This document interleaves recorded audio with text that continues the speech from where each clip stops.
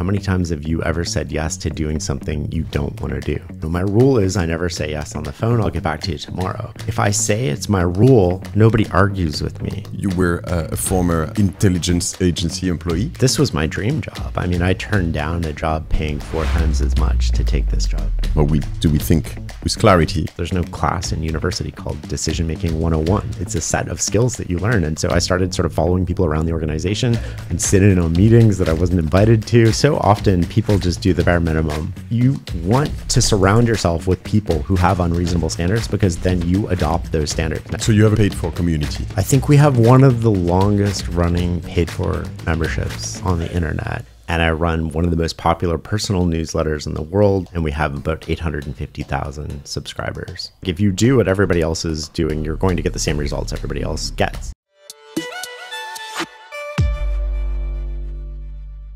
When did you start your podcast? We started in 2015. 2015. Oh, okay. There was I probably discovered it in 2020, something like this, I would say. And it started out of guilt. So I was having access to all of these people, these incredible people, because of my newsletter and website. And I felt bad walking away from these conversations because I believe in equal opportunity. And I was getting an opportunity that our newsletter subscribers weren't getting. So I was like, what happens if I just record these? And this was back before podcasting was really big at all. Yeah. So we used to release an episode, I think once every 3 months or something. And then I was going to quit. So the funniest story, I'm recording with Naval Ravikant. My God, I'm so jealous. That's my dream guest, probably. Yeah. And so I tell him, I think, beforehand, I'm like, this is probably the last podcast I'm ever going to do. Like, I can't figure out the audio. It's a pain in the butt. It's just me. Like, I don't know what I'm doing. I'm just asking questions that I'm curious about.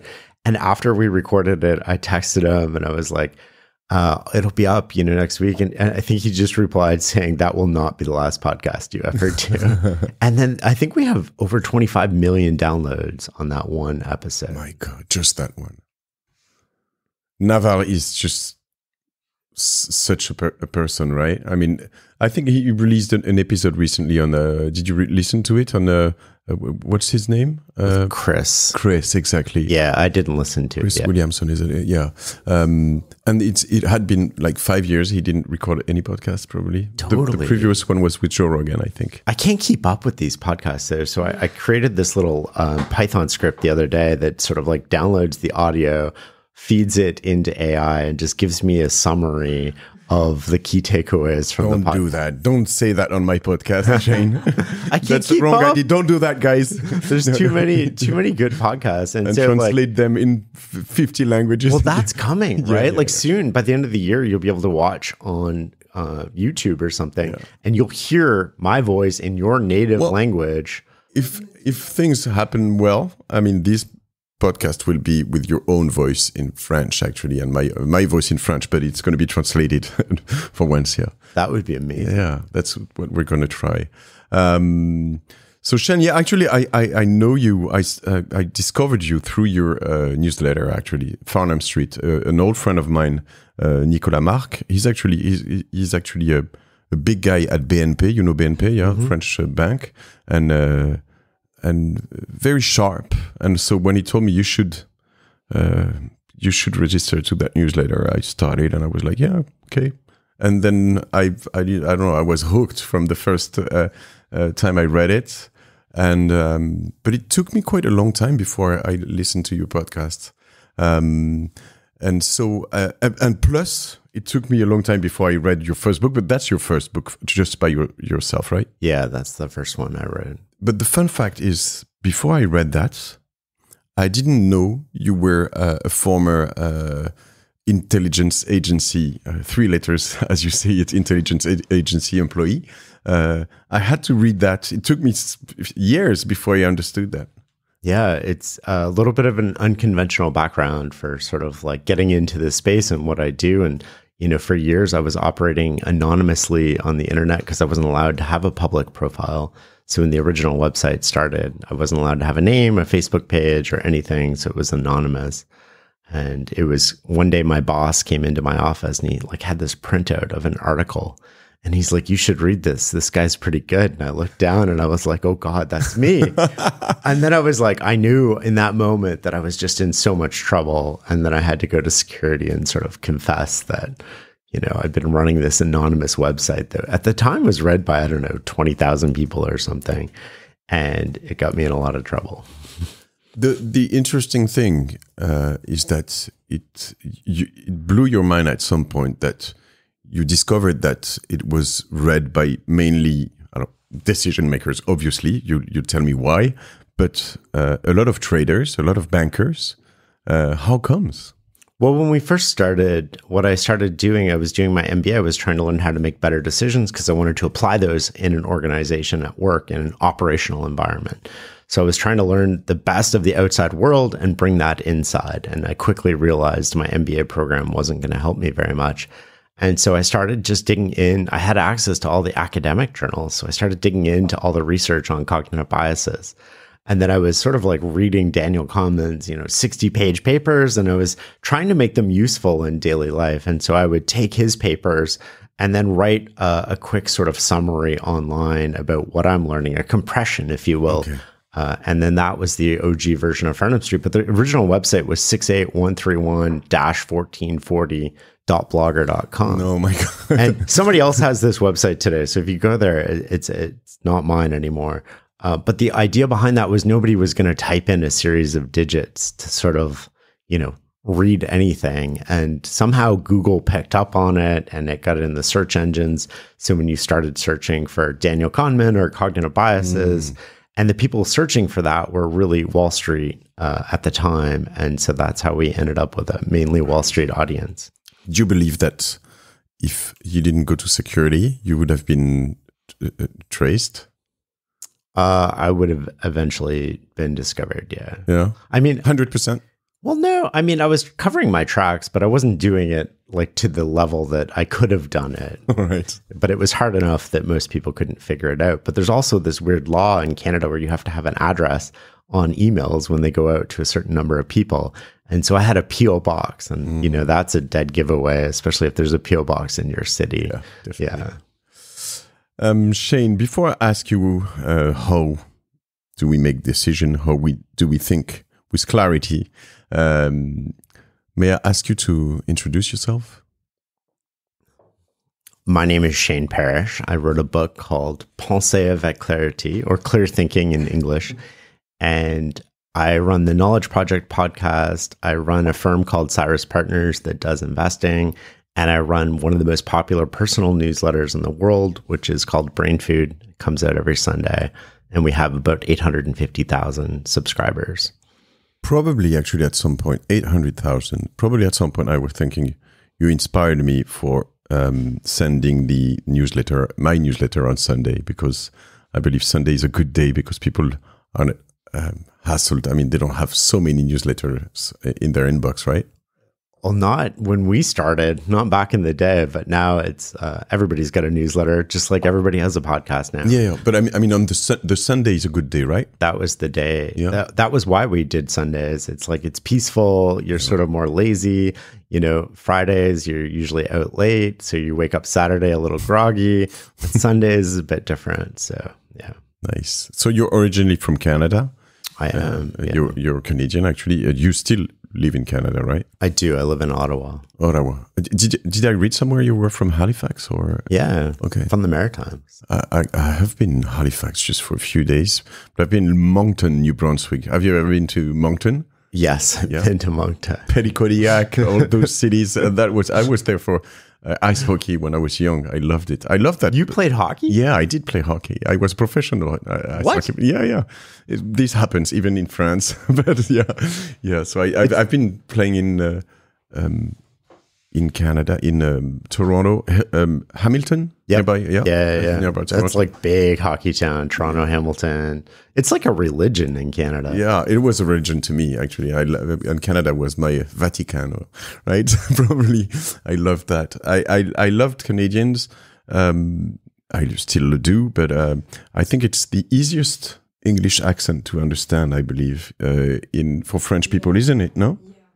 Clemence agrees. Yeah. I think it's very smooth and easy compared to the English or American accent. New York is okay, but I would say, yeah, so interesting. Do you speak any French? Un petit peu. Yeah. Je parle français comme une vache espagnole. Oh, that's not too bad already. So you wrote that book. Before we talk about Penser avec clarté, clear thinking, why is it important to you? And how comes you have more experience than the average people on decision making and clear thinking?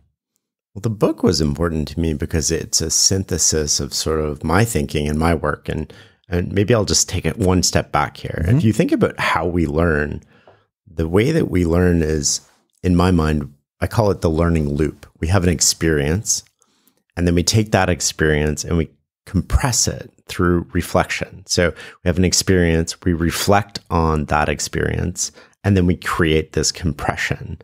And that compression leads to action. So you have this loop: experience, reflection, compression, action. And if you skip the reflection angle, you don't really learn. And if you look at a lot of the information that we consume, we're consuming a lot of people's compressions on Twitter, the little sound bites, the little sentence. The difference is, if you've done the compression, if you've done the work, you've taken the experience. Now, the experience can be lived experience. It can be reading a book.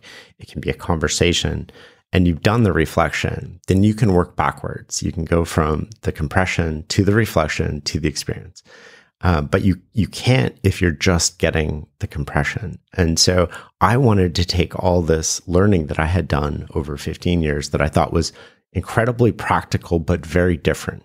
A different way of seeing the world, a different way of making decisions, and a different way of structuring things. And I wanted to take that and I wanted to solidify it in my own brain. And then I never really thought about writing a book until, I think it was 2018 or 2019.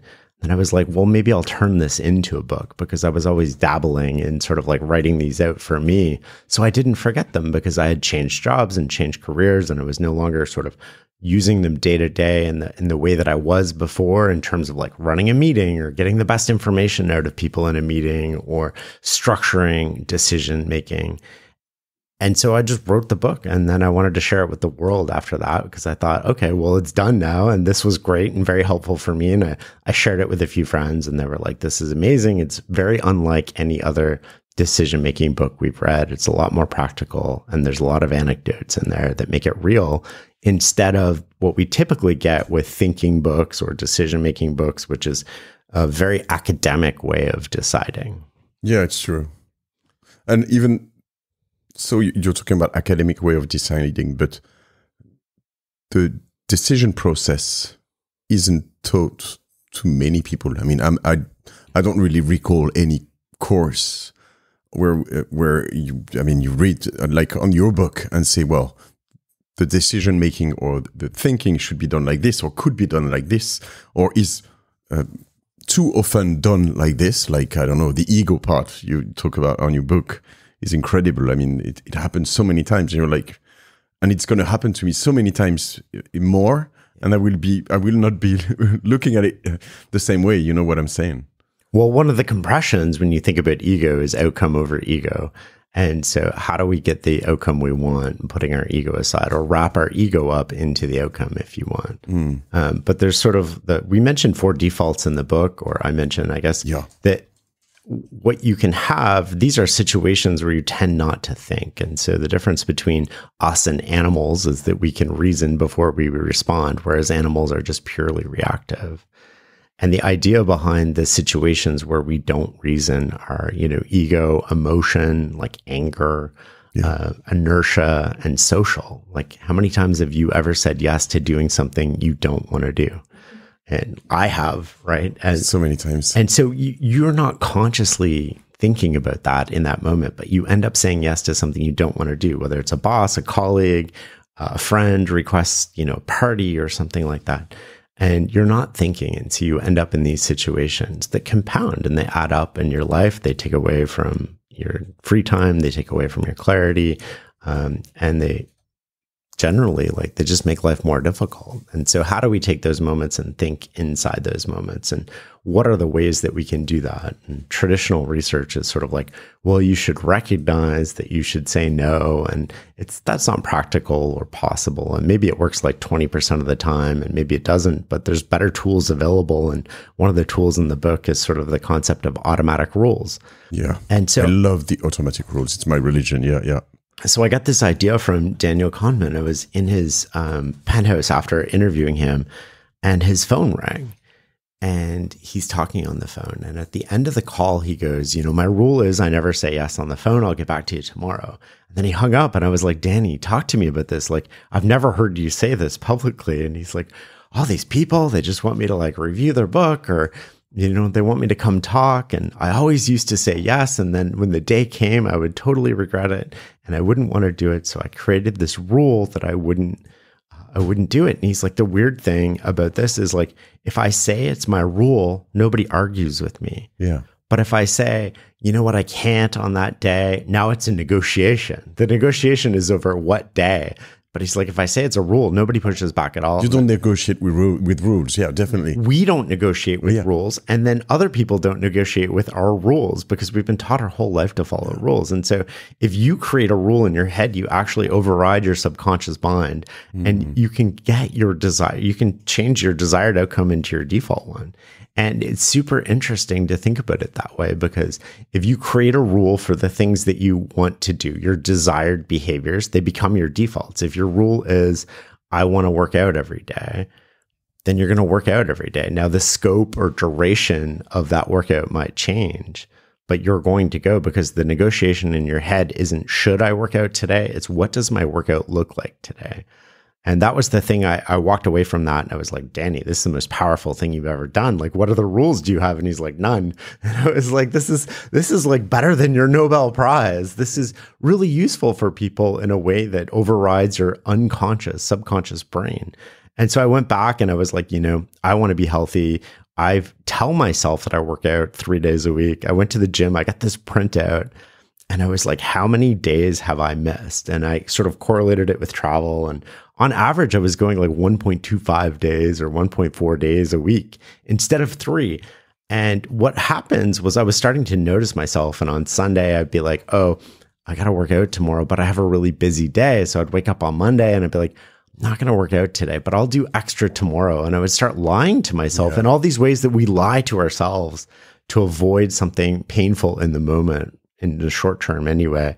And then that's how I ended up. And so I was like, I'm going to create a rule that I just work out every day. The duration or scope can change.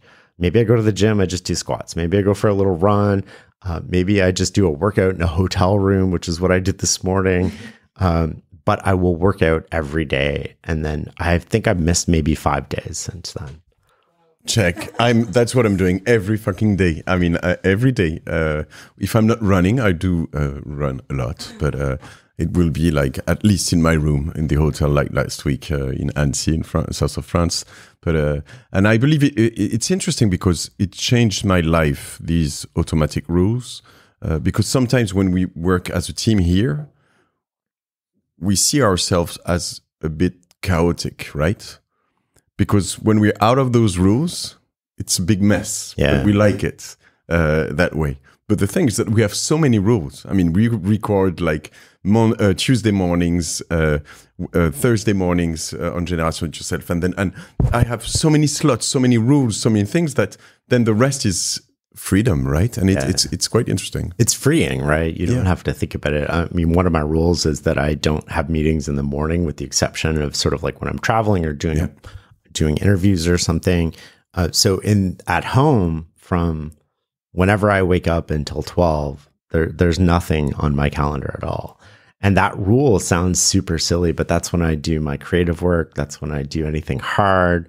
That's when I can adapt and be flexible. And, sort of when the kids were younger, walk them to school and not worry about missing something or being late, or have a longer breakfast, or sleep in if that's what my body wants. But I want to go back to running again. Don't you find that hard on your knees? Well, you have to get a program from my friend Nicolas. I hosted him on my podcast called Campus Coach, and you're going to start slowly, just short sortie, or would you say short runs, right? Yeah, just for maybe 4 or 5Ks, and very slow, and then it's going to be cool. You're going to see. I like how you think 5K is short. Yeah. That's like my max run, right? Although one of my kids has we do 20 in the morning, right, before going to work, probably. So. One of my kids is I won't mention who because he might listen to this, but he's got a crush at school, and she runs, and so he started going, "Dad, can we run in the morning?" Nice. And he's got like a body built for endurance race. I can barely keep up with him, and I was like, good. "Oh my gosh." Well, you know what? Maybe would you do that? Would you do the Paris Marathon next year with us? Oh, maybe. Yeah. Let me think about it. Think about it. Yeah. My rule is I never say yes on the spot. On the podcast, on Spotify. Yeah. So think about it. If you do, I'll get you some. It's early April, so you have a lot of time. Could be fun. That could be fun. Yeah. All right. So. I just want to go back to rules. I want to know one thing about that rule about the morning. Why the morning? That's when I personally do my best work. If I did my best work at night, my rule would be around night. It's sort of maximizing, what energy am I bringing to task? We think about the list of tasks we have to do, and we rarely match our energy to the task. And it doesn't mean your best energy should be placed on the tasks that you hate most, right? So for me, we're in fiscal year end for some of our companies and our businesses. And that to me doesn't require a lot of mental effort. It's annoying. It's a lot of in-person. It's a lot of sort of like hand-holding or question answering. Well, if I do that in the morning, I'm matching my best time of the day with this task that doesn't solve a problem or address an opportunity. And so I want to do that stuff in the afternoon. Because that's when my energy is lowest. I feel you. And so if I match the task to what I'm doing to the energy, you can get a big advantage. The other thing I'm thinking about is that we all have, we're going to be more and more because we talk on those podcasts about rules. Naval Ravikant has a lot of rules actually, and he doesn't take coffees, right? He doesn't do coffees. You remember that website he had? I don't know if you've heard him saying that, but he had a website saying Naval at idon'tdocoffees.com. So if people were asking him, can we go out for a coffee? He was no, I don't do coffees. Well, there's this weird thing, right? That when you're young and getting started, you say yes to a lot of that stuff, and then as you become more, and I'm going to use this term, but I'm going to use it wrong, but successful, you get more and more opportunities, and you have to say no more and more. And if you say yes to all the opportunities, the very things that made you successful go away. And I've seen this with a lot of authors where, they write a book and they want to be an author. So they want to write another book, but then they start speaking every, 2 times a week or something. And then before you know it, they've gone 3 years speaking twice a week, but they haven't written another book. They haven't done the thing that they love. And now they're sort of behind on, now they got to take time off. They got to do that work. And I think it's important to have these boundaries, but you also have to allow a little bit in. A little bit of serendipity, a little bit of luck, a little bit of these moments into your life. Because if you completely block them off, the risk is that you're not touching the medium, you're not connecting, and you get insulated, and the world's changed, and you don't know it's changed. But my thought was also, I totally agree, was also that if we all have our rules like that, and if we, for example, I don't know, don't answer anymore to emails or WhatsApp messages because there are too many. No more solicitation. If our default answer for everything is no, how do we interact with each other? If my rule was I don't meet people in the afternoon, and your rule is I don't meet people in the morning, then we'll never meet, right? You see? Well, I don't think it's sort of like a hard and fast rule, but if it is a rule, you don't break it.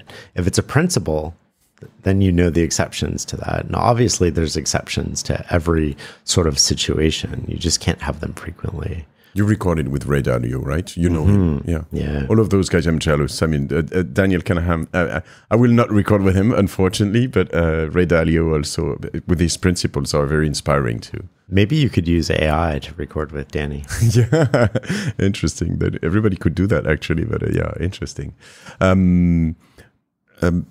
Did you know him quite a lot, Danny? A little bit. I wouldn't say a lot, but I was fortunate enough to spend a little bit of time with him, not only on the podcast, but outside of that. His book was in French, is Système 1, Système 2. Was it the same name in English? No. Thinking Fast and Slow. Yeah, yes. You're right. Yeah. I love that. But you were actually saying earlier on that you about compression. Mm-hmm. His book was very prolific. Can we say that? It was like, I think it was, wow, dense, right? Well, is it so important to be so dense on a book like that? Do you think? Do you believe? I don't know. I think it depends on what you're trying to accomplish. With a book like that, I think people take away one or two sentences, and that enables them to sort of go back into the book. But I think it was important for Daniel to lay out basically his research for 60 years and organize it for people to be more digestible than the academic studies and all the probability tables and all the n variables. And I think it was important for him to set it out in that way. But it was never designed, I don't think, to be a super popular book.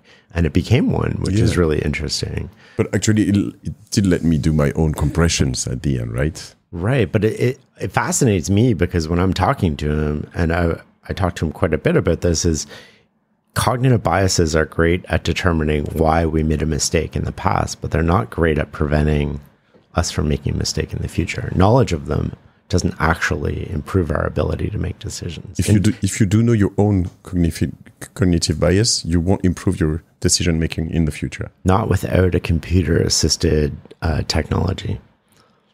How comes? If I know I'm like this, and that I will tend to do like that, it will probably somehow prevent me to make wrong decision. Well, you're a smart guy, right? So let's think about it this way. You make a decision, and a lot of smart people do this. They have a list of cognitive biases, and then they go through and they're like, does this bias apply?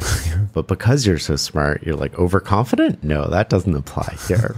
And you start telling yourself these stories about why, and you make it up, and you almost reinforce the fact that you have a cognitive bias by avoiding that, So it just doesn't help us in the future avoid our cognitive biases. And I think it's great at understanding how the mind works. And the key to that whole book is system 1, system 2, and being able to slow down and actually think before you make a decision. Because if you think before you make a decision, we're generally pretty good. And this is something I talk about in the book, which is a lot of people just don't think. But when we are thinking, we're actually pretty rational. We're not perfectly rational.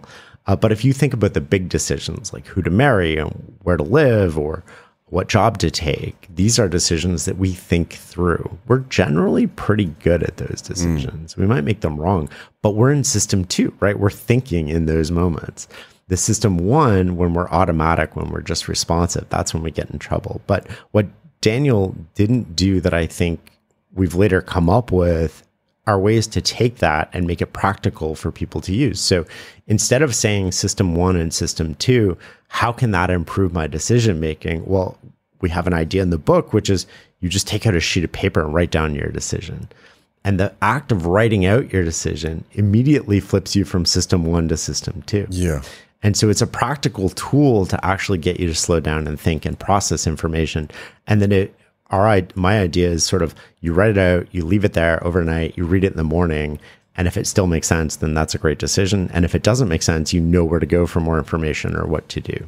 I so agree with the writing process, even if you don't send it, because the next step is to send it to someone, right? Yeah. But before sending it, when you wrote it down, it makes a big difference. I advocate even writing pen and paper, like pulling out a sheet of paper. You can burn it after. You don't have to show anybody. You can create a journal that you don't show anybody. And then you could store that journal in your desk and pull it out every 6 months, put a little half hour in your calendar and start going through your prior decisions. And not only will you calibrate your ability to make decisions, because often you'll be right, but for the wrong reasons, or you'll start to see patterns in your decisions where it's like, I didn't predict the range of outcomes, like something happened that I didn't predict. And that helps you just have humility going in and widen the range of possibilities the next time. When we write these things on a computer, the problem is we convince ourselves that that wasn't us. Even if it's like an email from us to us, we will read this text on a computer and somehow the mind is just like, I didn't write that. But when you're reading your handwriting, it's really hard to say that I didn't write that. Now, there's a whole bunch of other advantages to writing out decisions, one of which is information sharing in organizations. People always talk about how do we train people to think better or enhance judgment or knowledge transfer. Well, the best way of doing that is actually, if you've written out your decision, what's the complexity in this decision? What are the circumstances? What are the variables that matter? What are the range of outcomes? What do I think is going to happen and why? What are the three sort of key variables? How do they interact with each other? And if I write that out, and maybe it's a half page to a page, it might take me 10 minutes, it might take me 30 minutes. But if we have this, I can share that with you. And well, you might not be an expert in my area. You will learn something from that. And it's sort of the difference between getting the answer, which is what we're all trained to do. You follow the process, the procedure, people are just trying to get an answer, which is great. But if you don't know how we arrived at that, then you're not actually learning. A great example of this is like if you go to a doctor and you say, I need heart surgery, who should I use? Well, the doctor is going to give you an answer. They're going to give you an answer based on their experience, but you're no smarter at the end of it. So you know which doctor to use, but you don't know why. But if you go to your doctor and you say, how would you think about picking a heart surgeon? What are the variables that you would look at?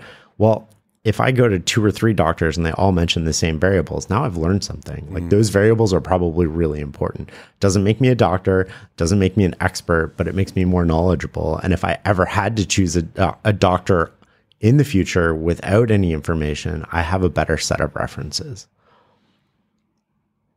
I love that. I was talking with Clemence earlier on with the doctor's decision process, actually. We might get back to that. Actually, I was talking about your book with my father, so I'll tell you right now. And he was explaining that clarity thinking, is very important when you're a doctor. And we'll get back also to the fact that it was very important when you started your first job, actually. But the doctors have, he explained me 2 ways of thinking. One is very, how do you say? With decision trees, you can say that, yeah? So you have, you eliminate a lot of things. You eliminate a lot of things, and then you end up to place a decision. So that's kind of automatic thinking. You were talking about automatic rules, but plus at some point you have to be contrarian thinker at some point about your own decision and try to see another point of view and think, well, what if it wasn't this? What else could it be, right? That's the way they think. It's not exactly the way you promote on your book, but it's okay. But is it? Well, I have a rule, and the rule is like if you do what everybody else is doing, you're going to get the same results everybody else gets. So for doctors, it makes sense to sort of follow a decision tree path, and that's going to get, by and large, good results for a population.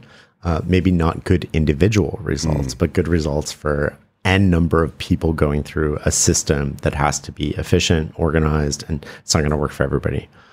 And the same thing at work. If I go into a job and I don't know what I'm doing and I start copying you, well, I'm going to quickly, that's an overnight hack to get up to baseline pretty easily.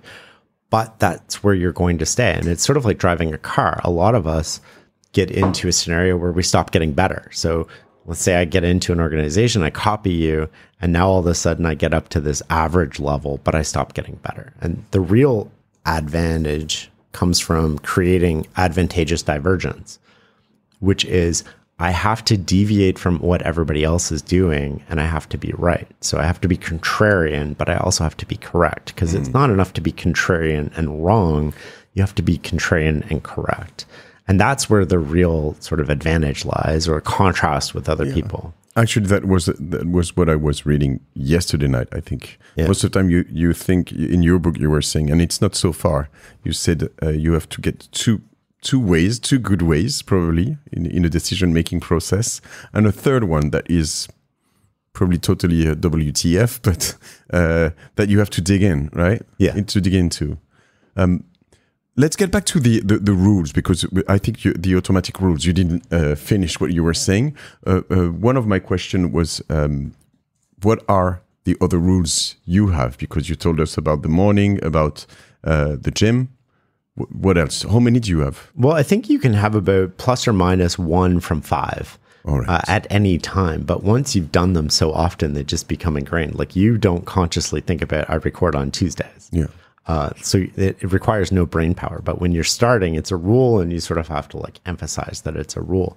For me, it's sort of like, it's just, what do I want on automatic? And so, every month I save money. It goes into an index fund, and that's a rule. It just happens. It sets me up for what's the future behavior that I want. I want to be able to retire. How do I make that happen today? What are the things that I have to do that? And I think those are good automatic rules. The kids and I have a rule, which is like, you read 10 pages a day.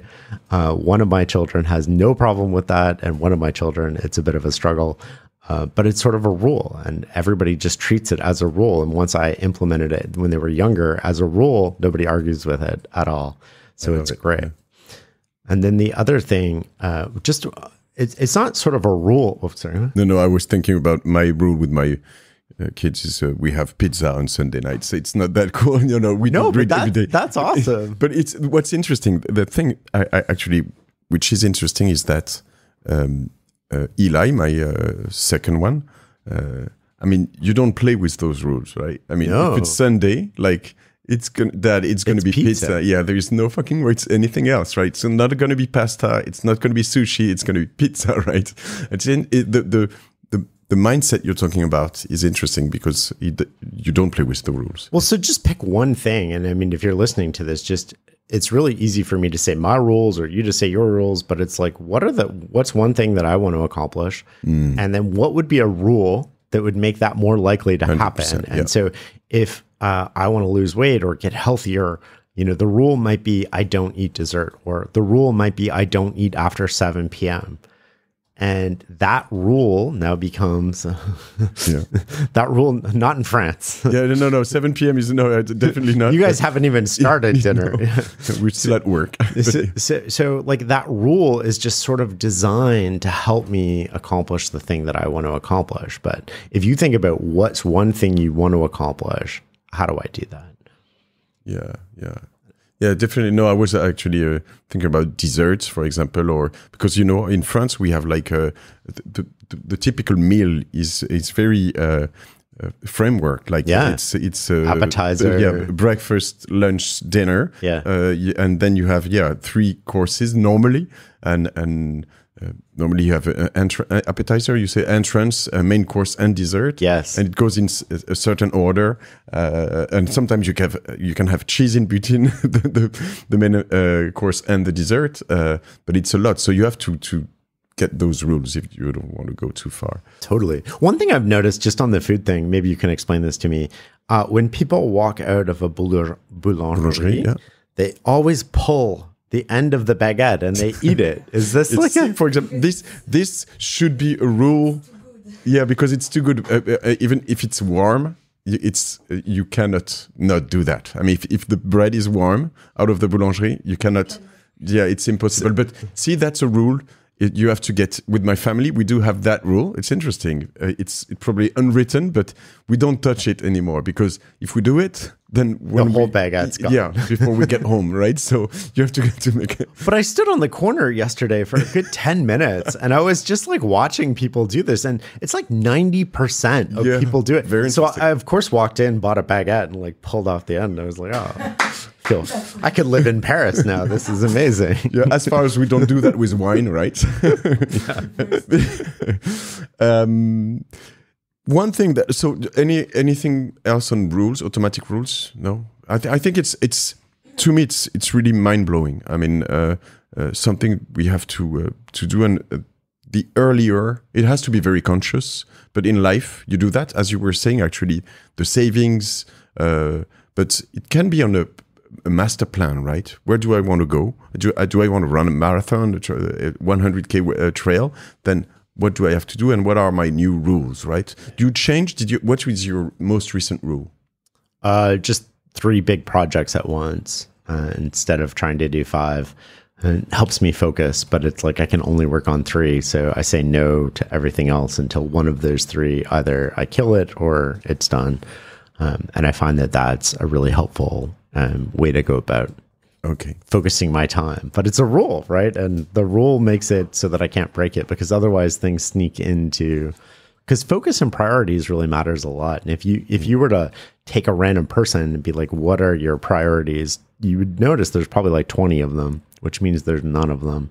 And you should almost create a list of every priority you have, like take a Sunday morning at the cafe with your coffee and sort of create a list, and then pick one priority from work, one priority from your personal life, and one priority sort of like health-wise. And then that's it. So everything else almost becomes your do not touch list until you've finished that first priority. Now, I advocate 3, but I think if you really want to be incredibly successful, you do 1.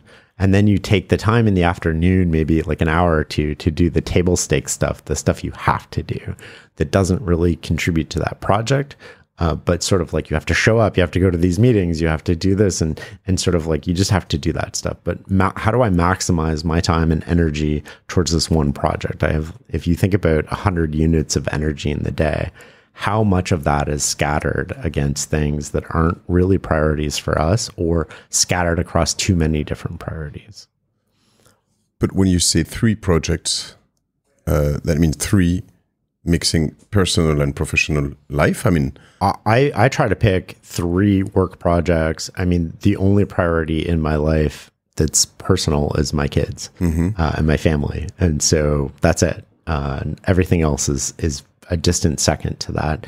And then third is I have to take care of myself. So that goes back to the rule of working out every day, because if I don't take care of myself, nobody else is going to take care of me for me. And I have to be there for the ones that I love to show up, especially if they need me. So it's almost like the airplane thing where you put your own mask on first. And why do you do that? It's so that you can take care of other people. And this is a lesson I learned during COVID, where I wasn't putting my own mask on first, and I wasn't taking care of myself. And I got to a point where, I was going to bed and basically crying every night. I didn't agree with the world. I didn't like the way the world was going. I felt the weight of the world on my shoulders. I couldn't leave my house. I couldn't, we were breaking the law every day by running a homeschool for my kids. And I felt a lot of pressure to take care of my family, my kids, my employees. I'd still deliver at work because we still had a business to run and still had to bring in revenue. We still had investments to make. We still so I just felt a ton of pressure that I put on myself. Nobody put on me, obviously. And I was just going to bed thinking like, I don't know if I can do this anymore. And I don't know what was going to change. And I switched my mindset. And the big switch for me was sort of, well, what if nothing ever changes? And if the world looks like this for the next 99 years, like not only how do I survive, but how do I thrive? And what does that look like? And then I instantly sort of like within a day or two, stopped drinking, started working out, going to bed at a regular time, a lot more exercise, a lot more walks, a lot more space for me. And so it meant taking away from work in that case, because the hours I was putting in at work were not always the most efficient or effective. And by slowing down and taking care of myself, I was more productive at work, and I was showing up better for the ones that I loved. And, about 45 days later, the rules changed and like loosened up a little bit. And I don't know what it was like in France, but I think I lived in the most locked down city in a democratic country in the world. We were locked down for an incredibly long period of time. What was it, the period? Remember? Oh, it was like 2 years. Oh my God. Yeah. Yeah, you couldn't go to a restaurant for 2 years. Like it was like 25% occupancy. I was running an illegal homeschool. We got ratted out by my neighbors. My illegal homeschool had a teacher and like 3 students, 2 of whom were my kids and their best friend. And like this person, I'm not even going to mention if it's a guy or girl, across the street, like called the police on us. Oh my God. Because we were mixing households and oh God, yeah. It was That's the worst of the humanity, right? And then my kids come to me and they're like, are we breaking the law? And I'm like, technically, yes. I mean, like, I guess. But like, you also have to be able to think for yourself, right? Like, this law does not, it's meant with the best intentions. And I disagree with it in this particular case. And we're not injuring other people. Like, we're not putting other people at risk who haven't opted into this. So we're not unknowingly, like, our teacher was in on it. And yeah. Such a paranoia at the time, yeah. But you had people ratting on people. Like, it was just, it turned everybody against each other. And it hasn't really come back. Like, it's really, I have a hope. I don't know. Me too. But like, it's very just divisive. Like, that was sort of like something that divided us. And we've never sort of like come back, I guess, together. So I went away from Paris because obviously you live, as I understand, in a house. But here in Paris, we live in apartments. Yeah. And so it's better if you can have a garden. Or so I went away in northern France. And it was the best decision I made, actually. Totally. Yeah. And but when we were going, shopping, for example, like food, so the grocery stores, people were really against Parisians. I mean, people from Paris, and saying, "What are you doing here? You shouldn't be here." And it was legal, actually. It was legal. So I was like, "What the fuck? I'm here. I am." But those people in those places are living most of the time. Thanks to tourists, right? And people from Paris and Lille and the big cities.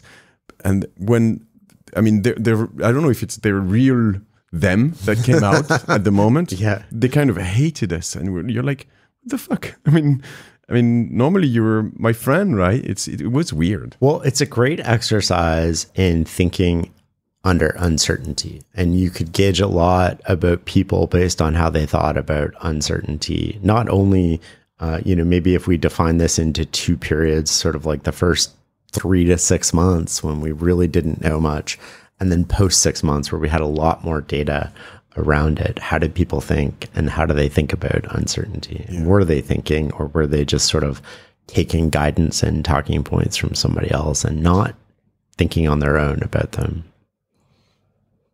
If I get back to the decision-making process, what really amazed me in your book is that I talked about it earlier on, but you started in an intelligence agency in Canada a few days before September 11th. And actually it wasn't, I don't know how you ended up there, but it was kind of a surprise to you. It wasn't really intended, right? No. And you figured out that after the September 11th, the decision you were going to make were going to be important. They could include life-saving, or even worse, or more difficult, what would you say? Killing people somehow, right? I was a misfit. So the fact I ended up at an intelligence agency is still beyond belief for me. I was a straight D student. But I ended up working straight D until high school. I sort of turned it around a little bit in high school. And then in university, I did okay. But this was my dream job. I turned down a job paying 4 times as much to take this job. There was no job in the world that I could think of that would be better than the one I started. And 2 weeks later, the world changed. And the world changed in a way that changed everything for my organization and for me. And for 7 years, I worked with some of the most intense years of my life with some of the smartest people in the world from not only our country, but allied countries. On this, I slept at the office. I worked, 60 to 80 hours a week. Everybody was, but we were all thrust into these positions that you weren't necessarily ready for. You weren't prepared for. You didn't have a chance to go home and get ready and come in. You just sort of had to go. And I think that's what thrust me into positions where I was making decisions well above my age or experience level. And it wasn't because I was qualified to make them. It was because I had a heartbeat and I was sort of in the building. It's just because you were here, right? And, I think I'm going to get the numbers wrong, but directionally correct. I think when I started, we were 300 and some employees at the organization. When I left, it was nearly 3,000. And so the growth that we experienced, we didn't have a sign outside the door. We sort of had this, office with no windows.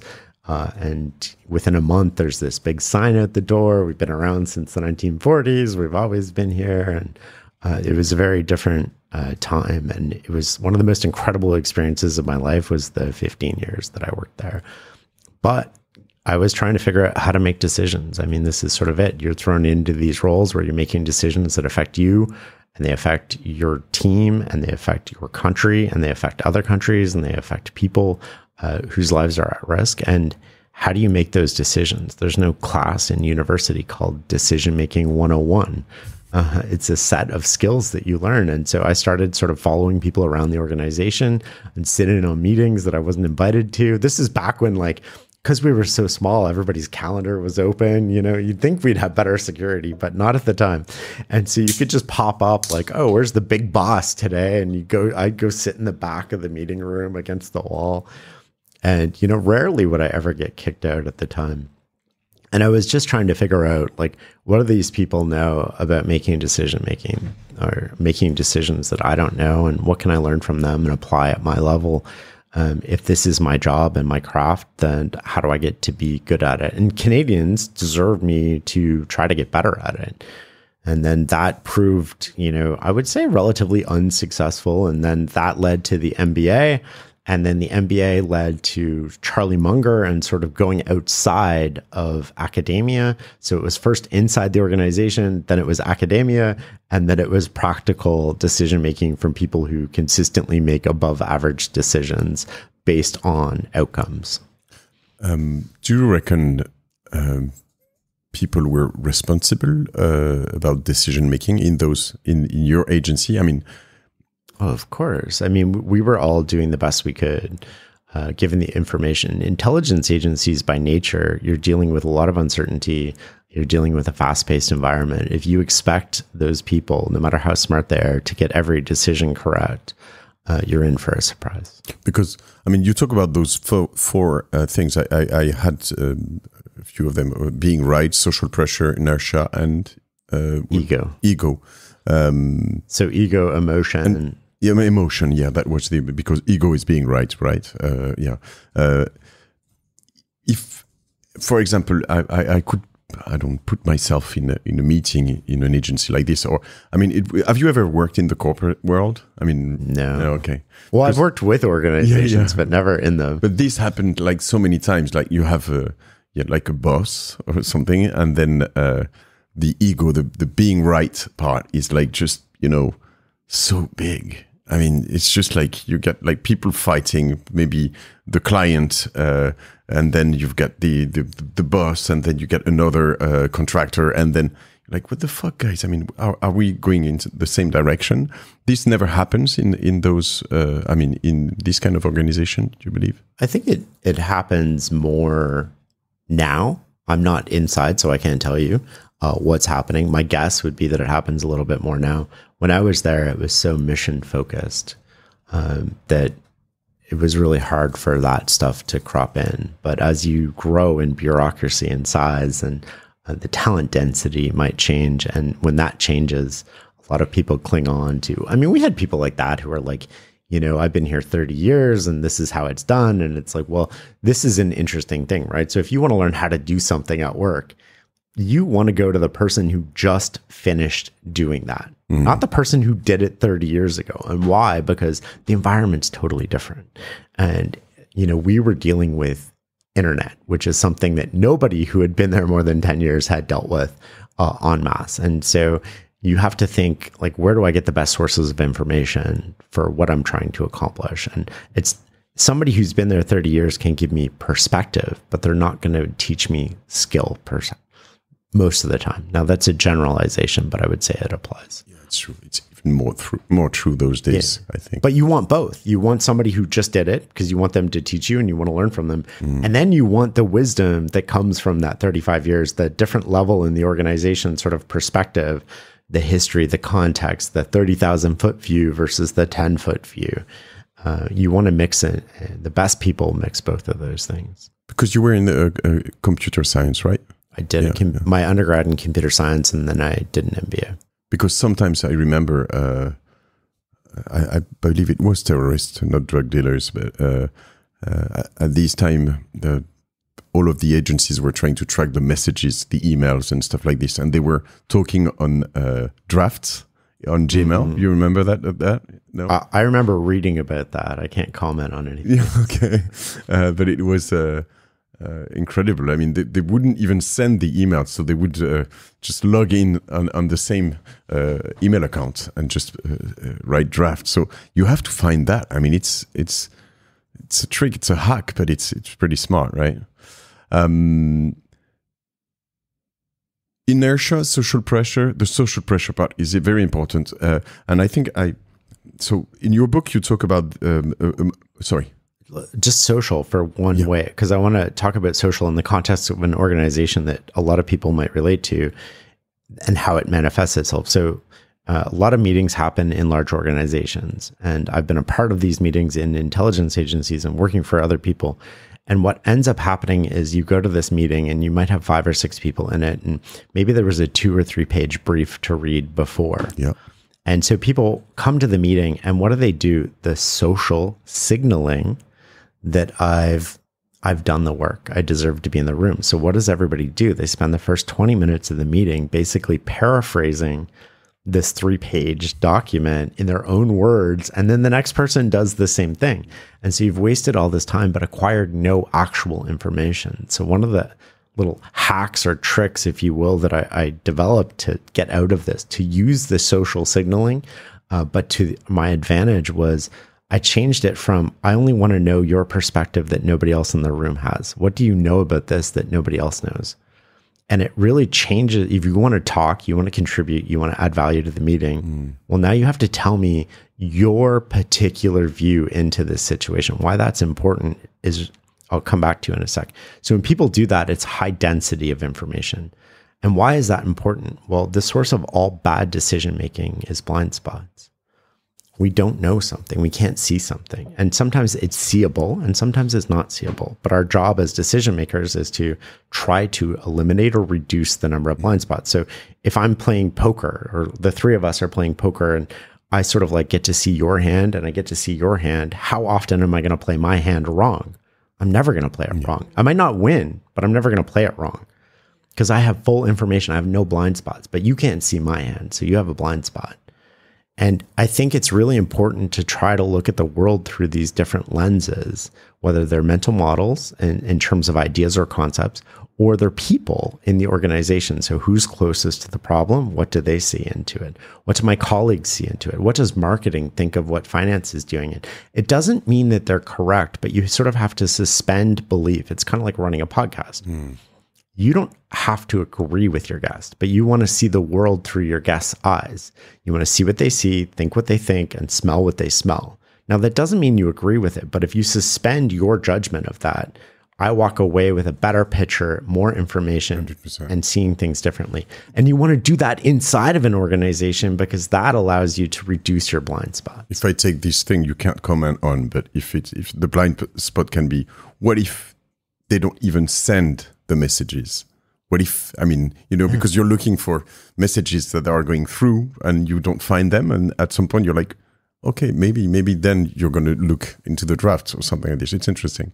But I was about to talk about social pressure also, because in your book you say, you talk about that moment when you've been talking about in a meeting about something you arrived, I believe, in a new country, and you were talking about something you hardly knew.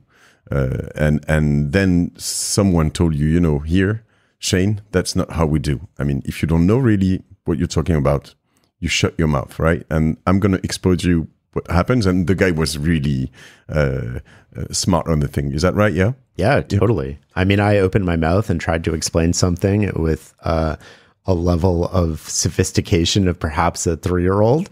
And I had a PhD student equivalent correct me on how the world worked. But that puts some kind of social pressure on me, because the indirect message I would have on this is that if you're the intern around the table, shut the fuck up, right? You don't know shit. You know what I'm saying? So the problem is that knowing that, how do I make sure that if we're 6 around the table and we've all read the document and the intern has something very smart to say, I absolutely want him or her to say it. Well, I think you can organize the meeting differently in that case. Like you just ask the intern to speak first. And a lot of people do that. They sort of like have a hierarchy of who speaks, and the person making the decision, or the boss, the HiPPO, like highest paid person, they speak last. It's the HiPPO opinion, highest paid person's opinion. And I like they would speak last in the meeting. I think, I want the intern who speaks up in the meeting. And I want the intern who gets their butt kicked and then comes back the next day better and speaks up again. And I think that, that was my mindset. Too often, what prevents people from talking is they don't want to look like a fool. And they don't want to look like an idiot. And they definitely don't want to look like an idiot in front of their colleagues. And so they won't say something they're thinking. They won't say the obvious thing. They won't ask the obvious question. And those questions have an ability not only for you to learn from them. Now, you have to be thoughtful about them. You can't just be purely like asking stupid questions and be like, oh, you told me to ask questions. There's a level of judgment here you need to apply. But if you're challenging things, or you're asking really good questions, and maybe they slow us down in the moment, but they actually speed us up long term. And I want people around me who do that. The problem is that with your book and your tricks, I'm going to be harder on the team, right? Because I I have a feeling you're the HiPPO. yeah, 100%. Yet, the problem is that I will. I love also the Kissinger method you talk about. Like, is it the best you can do? Can you tell me more about that? Yeah. So what a hack this is, like, so often people just do the bare minimum. And they coast, right? So again, going back to how do we get to average? And then once we get to average, we often, not everybody, but most people stop going. It goes for driving, it goes for work. So you get to average in work. And I was finding this with people at work where they're basically just, giving me a document and expecting me to read it and comment on it and improve it for them. And I thought that this was a ridiculous use of my time. And in order to be more efficient with my time, I started applying this Henry Kissinger thing, where I got this story, this anecdote from him, where he had this guy working for him as an intern. He wrote this memo, and Kissinger just said, "Is this the best you can do?" And the guy was like, "No, like, oh my gosh, like Henry Kissinger is asking me to like redo this." So he goes back and he redoes it, and he does this like 4 times. And the guy's finally like worked 70 hours on this, and he's like, "This is the absolute best I can do." And then Kissinger's like, "Great, I'll read it now." But the real hack here is that this is the level of quality that you're capable of. This is what I expect from you in the future. So I remember I was a week ago, 10 days ago, in a train while I was reading that and writing things about our future. So it inspired me a lot, Shane. Thank you. It goes back to standards, right? So often, if you think about this, Henry Kissinger had an unreasonable standard for this person. The person rose to the occasion, and then that became the new norm. So how do we acquire these standards? We were talking about nature and nurture a little earlier. We're born into a household, and that household has our standards. And we learn these standards just through osmosis, our friends and our parents. And if we have above average standards through our parents or our friends, we will hold above average standards. Odds are we're probably not holding above average standards. And then we meet people like this guy in the meeting who like basically, slapped me and was like, "You don't know what you're talking about," or "You can't talk until you know what you're talking about." Or in this case, like, you want to surround yourself with people who have unreasonable standards, because then you adopt those standards. Now, often when we're confronted with somebody like that, we actually just shy away and we go away. And those are moments when I would ask everybody to just pause and reflect for 1 second. Like, this is what I did with one of the guys in the stories in my book. He became one of my best friends. And he basically was like, "I don't want to work with you anymore if you can't do your shit. I don't care what your excuses are. I don't care the bus was late. I don't care that you got sidetracked during the week. Like, if you can't deliver and we can't count on you." And I remember talking to somebody after that, and they were like, "Man, nobody deals with this guy. Just avoid him." And I was like, "Are you kidding? This guy's like Michael Jordan.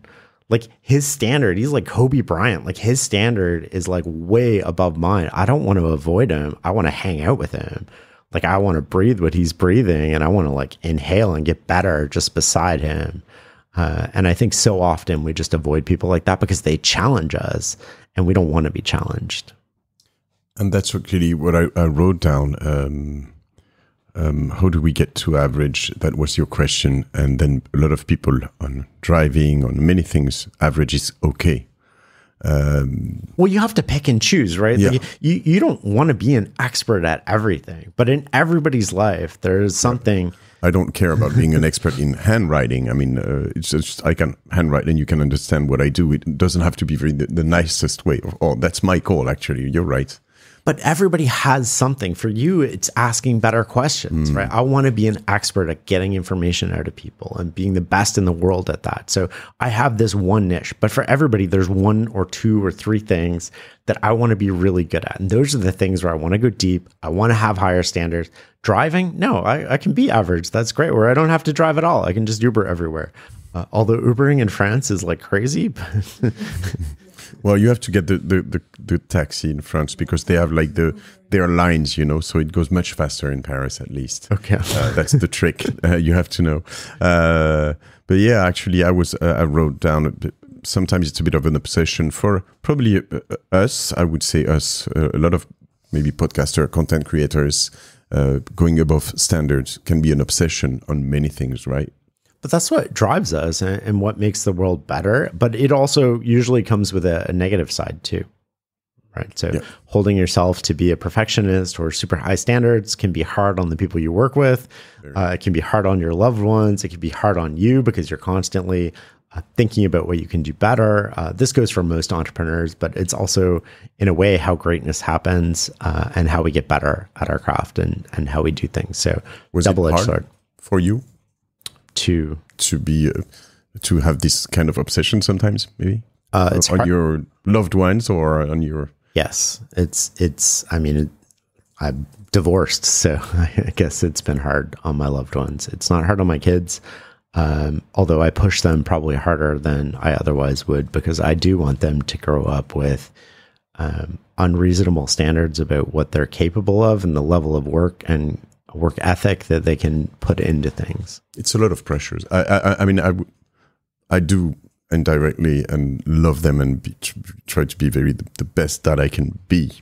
But that includes pushing their standards very high, right? Well, here's one example that relates to something in the book called positioning. And so one of my kids came home and this was a couple years ago now, but he gives me his test. And in Canada, you have to sign the test when they're in grade 8 or 7 or whatever grade he was in at the time. And he's kind of a teenager. So he's like about as tall as I am, but he like walks in and he like lumbers in and he's, you know, his after school mood is like, And for anybody with teenagers, like, I got you. So he's like, he lumbers in and he gives me his test, but it's upside down. And he's like, and he like bumps my shoulder as he walks by. And I'm like, oh God. So I like flip this thing over and I see his grade and I'm like, whoo. And he just looks at me and he's like, I did my best. And at that, I just paused, right? Because going back to emotion, he's emotional. I'm emotional. This is not the best time to talk to him about this. Like, I'm like tiger dad, you know, like I have, this is not our standard. What the fuck? You did your best. Yeah. Well, this is the interesting thing, right? This is going to come back to standards here for a sec. So I wait for things to come. I remember when I played football in high school, my teammates would quit in the car on the way home, not for the performance on the field, but for their parents. And the parents' conversation in that car ride matters a lot. It matters to their ego. You just need to give people space. So I gave him some space, came back. I was like, hey, can we talk about this now? And he's like, sure. And so like I lie down in bed beside him and I'm like, I want to talk about what you said. I don't want to talk about your test. I want to talk about what you said. And you said you did your best. And I want you to walk me through what standard for you is your best. And he's like, I went to school. In total teenage sarcasm here, right? Like I went to school, I sat down at 10 a.m. to write my test and I read all the questions. I looked at all the points. I allocated my time and I answered the questions the best I could. I did my best. And I'm like, let's rewind 72 hours before said test. Did you study? No. was like, why not? He's like, well, I forgot I had a test. And then I remembered the night before, but it was like 11 p.m. So I like pulled out my books and I was going to study at 11. I'm like, okay. And then he's like, but then I got hungry, so I made a grilled cheese. And by the time I did that, it was midnight and I thought I should go to bed. So I like went to bed, and then I got up late. I got into a fight with my brother because now we're in the bathroom at the same time, and I didn't eat a healthy breakfast. And I was like, all of those things sound like you didn't do the things within your control to put you in the best position for success. And so we took this conversation, we actually came up with our own language around it because it really helps the kids. And we use the terms easy mode versus hard mode. And that really helps the kid. Are you playing on easy mode or are you playing on hard mode? Mm-hmm. But the real tie-in here is the standard that we hold for ourselves. Is the standard that we show up and do the best we can, or is the standard that we do everything within our possibility to do the best we can? And what is that standard for you, and where does it matter? And for me, I expect my kids, and I hope they expect of themselves, to do the work. Now, had he done all of those things and gotten the exact same grade on the test, I wouldn't have cared. Because it's not about the grade. It's about the habits that we learned going into it. It's okay. Like, let's learn from this test and move on. It doesn't mean the test isn't going to kick your ass, but it's a lot easier to play when you're playing on easy mode. 100%, very inspiring. And totally agree on the, if you had done your best, I wouldn't care of your grade, right? But if but so often that's just an excuse, right? Yeah, like even people at work say this, and you do the Henry Kissinger thing, and it's like, no, you didn't do your best, right? Like, it's clear. You handed me something that wasn't your best. Where it's struck me, where the thing that was kind of confusing to me, and it's not the book, it's my own thinking, right? When I was in that train, was that, I've been raised in another religion somehow, which is go fast, break things, done is better than perfect, which is, in the tech world that you know also quite well, very well, a pretty good religion. But it's not, for example, in the agency world, when you're talking about saving life or killing people or giving orders. How do we navigate through that? It's not that easy, because I'll take that podcast, or all of what we're doing is that I obviously come from that. Is that I was running that agency here because of Austria, and then my podcast was half a day a week. And from like calling my guests to recording to putting it online and posting it on social, that was half a day a week for all of this. And now it's like, 5 people and probably the biggest podcast in France. Somehow. And so what should I'm not asking, but where should I navigate into that? I'm in a place where I'm thinking, go fast and break things is not good enough anymore. And probably, good enough is not good enough. We have to go. Is that the best you can do? Well, so I'll give you 2 perspectives on this. The first perspective is, where does it matter to be good enough and be excellent? Where do I create contrast or difference? And the other frame that I'll give you to think about this through is, imagine a continuum between low cost of failure and high cost of failure. And where am I on that continuum? And if I'm on the low cost of failure side, then I want to go fast and break things. And the biggest risk is going too slow. And if I'm on the high cost of failure side, the biggest risk is going too fast. And I don't want to break things. And that continuum is going to be different for you and me. And it's going to be different for you today than next year. And so it's a really diverse way to evaluate decisions, which is, maybe $5 million is make or break to our company this year. And maybe it means peanuts next year. And we're a multi-billion-dollar organization. But if the cost of failure is low, we really want to go fast and break things. And I wouldn't say break things, because we never go in with that intentionality of sort of, it's go fast and learn. I think is the better way to phrase that. And when things are consequential, when there's a real impact, when it's hard to undo, when the cost is meaningful, then we want to have a different process around those decisions. And maybe it's not fast and we want to go into system 2. We want to write out our decision. We want to have these little moments where we just take space and reason. I mean, the biggest thing, like if you look at people's calendar, when I've worked with executives in hedge funds and Fortune 500 companies, and I'm like, show me your calendar. Now, when do you think? And they're like, in the shower in the morning. And I'm like, okay, yeah. So when do you think, right? And so if we think about clear thinking, I should change my calendar. Sorry. Yeah, I know. Most people don't actually take time to think. And I think that one of the big things that we can do, and this is what writing does, by the way, writing actually creates the time for you to think.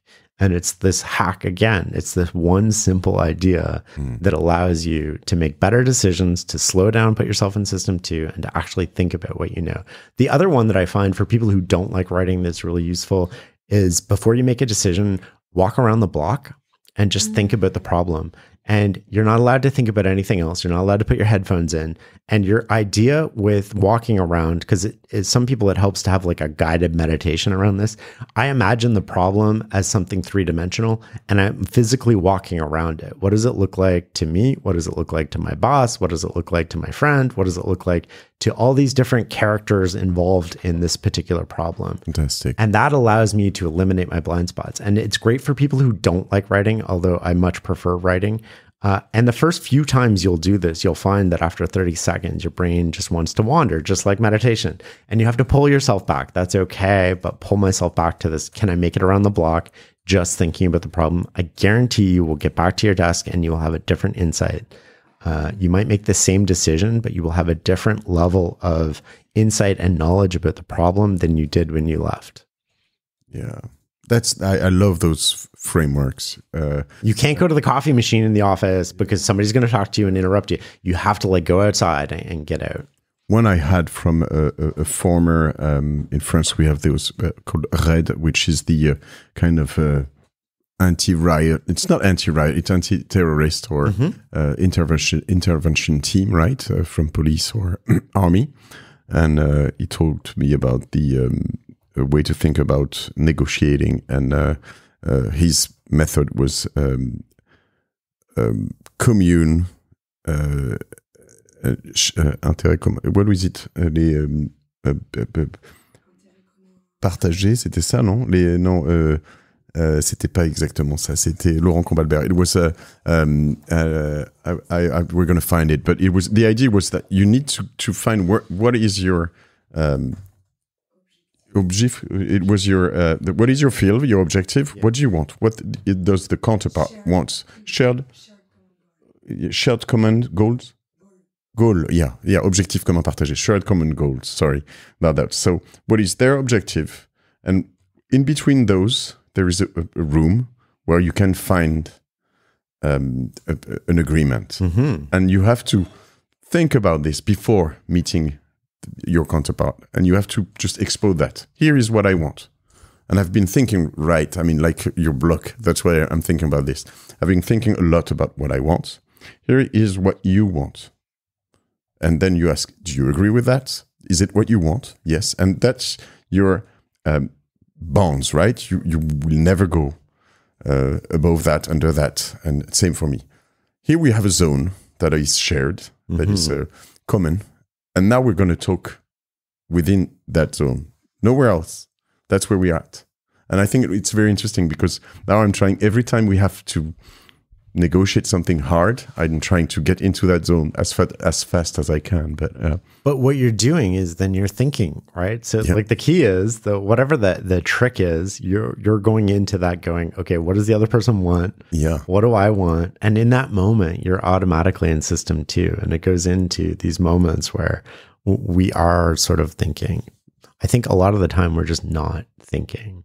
And we're taught that the big decisions matter, but also the little ones too. A great example is sort of if you go home after a long week and you go home to your partner and maybe they put the dishes away wrong or something, and you're irritated, so you make a slightly passive aggressive comment, and they'll slightly passively aggressive comment back, and now all of a sudden we're in this escalation.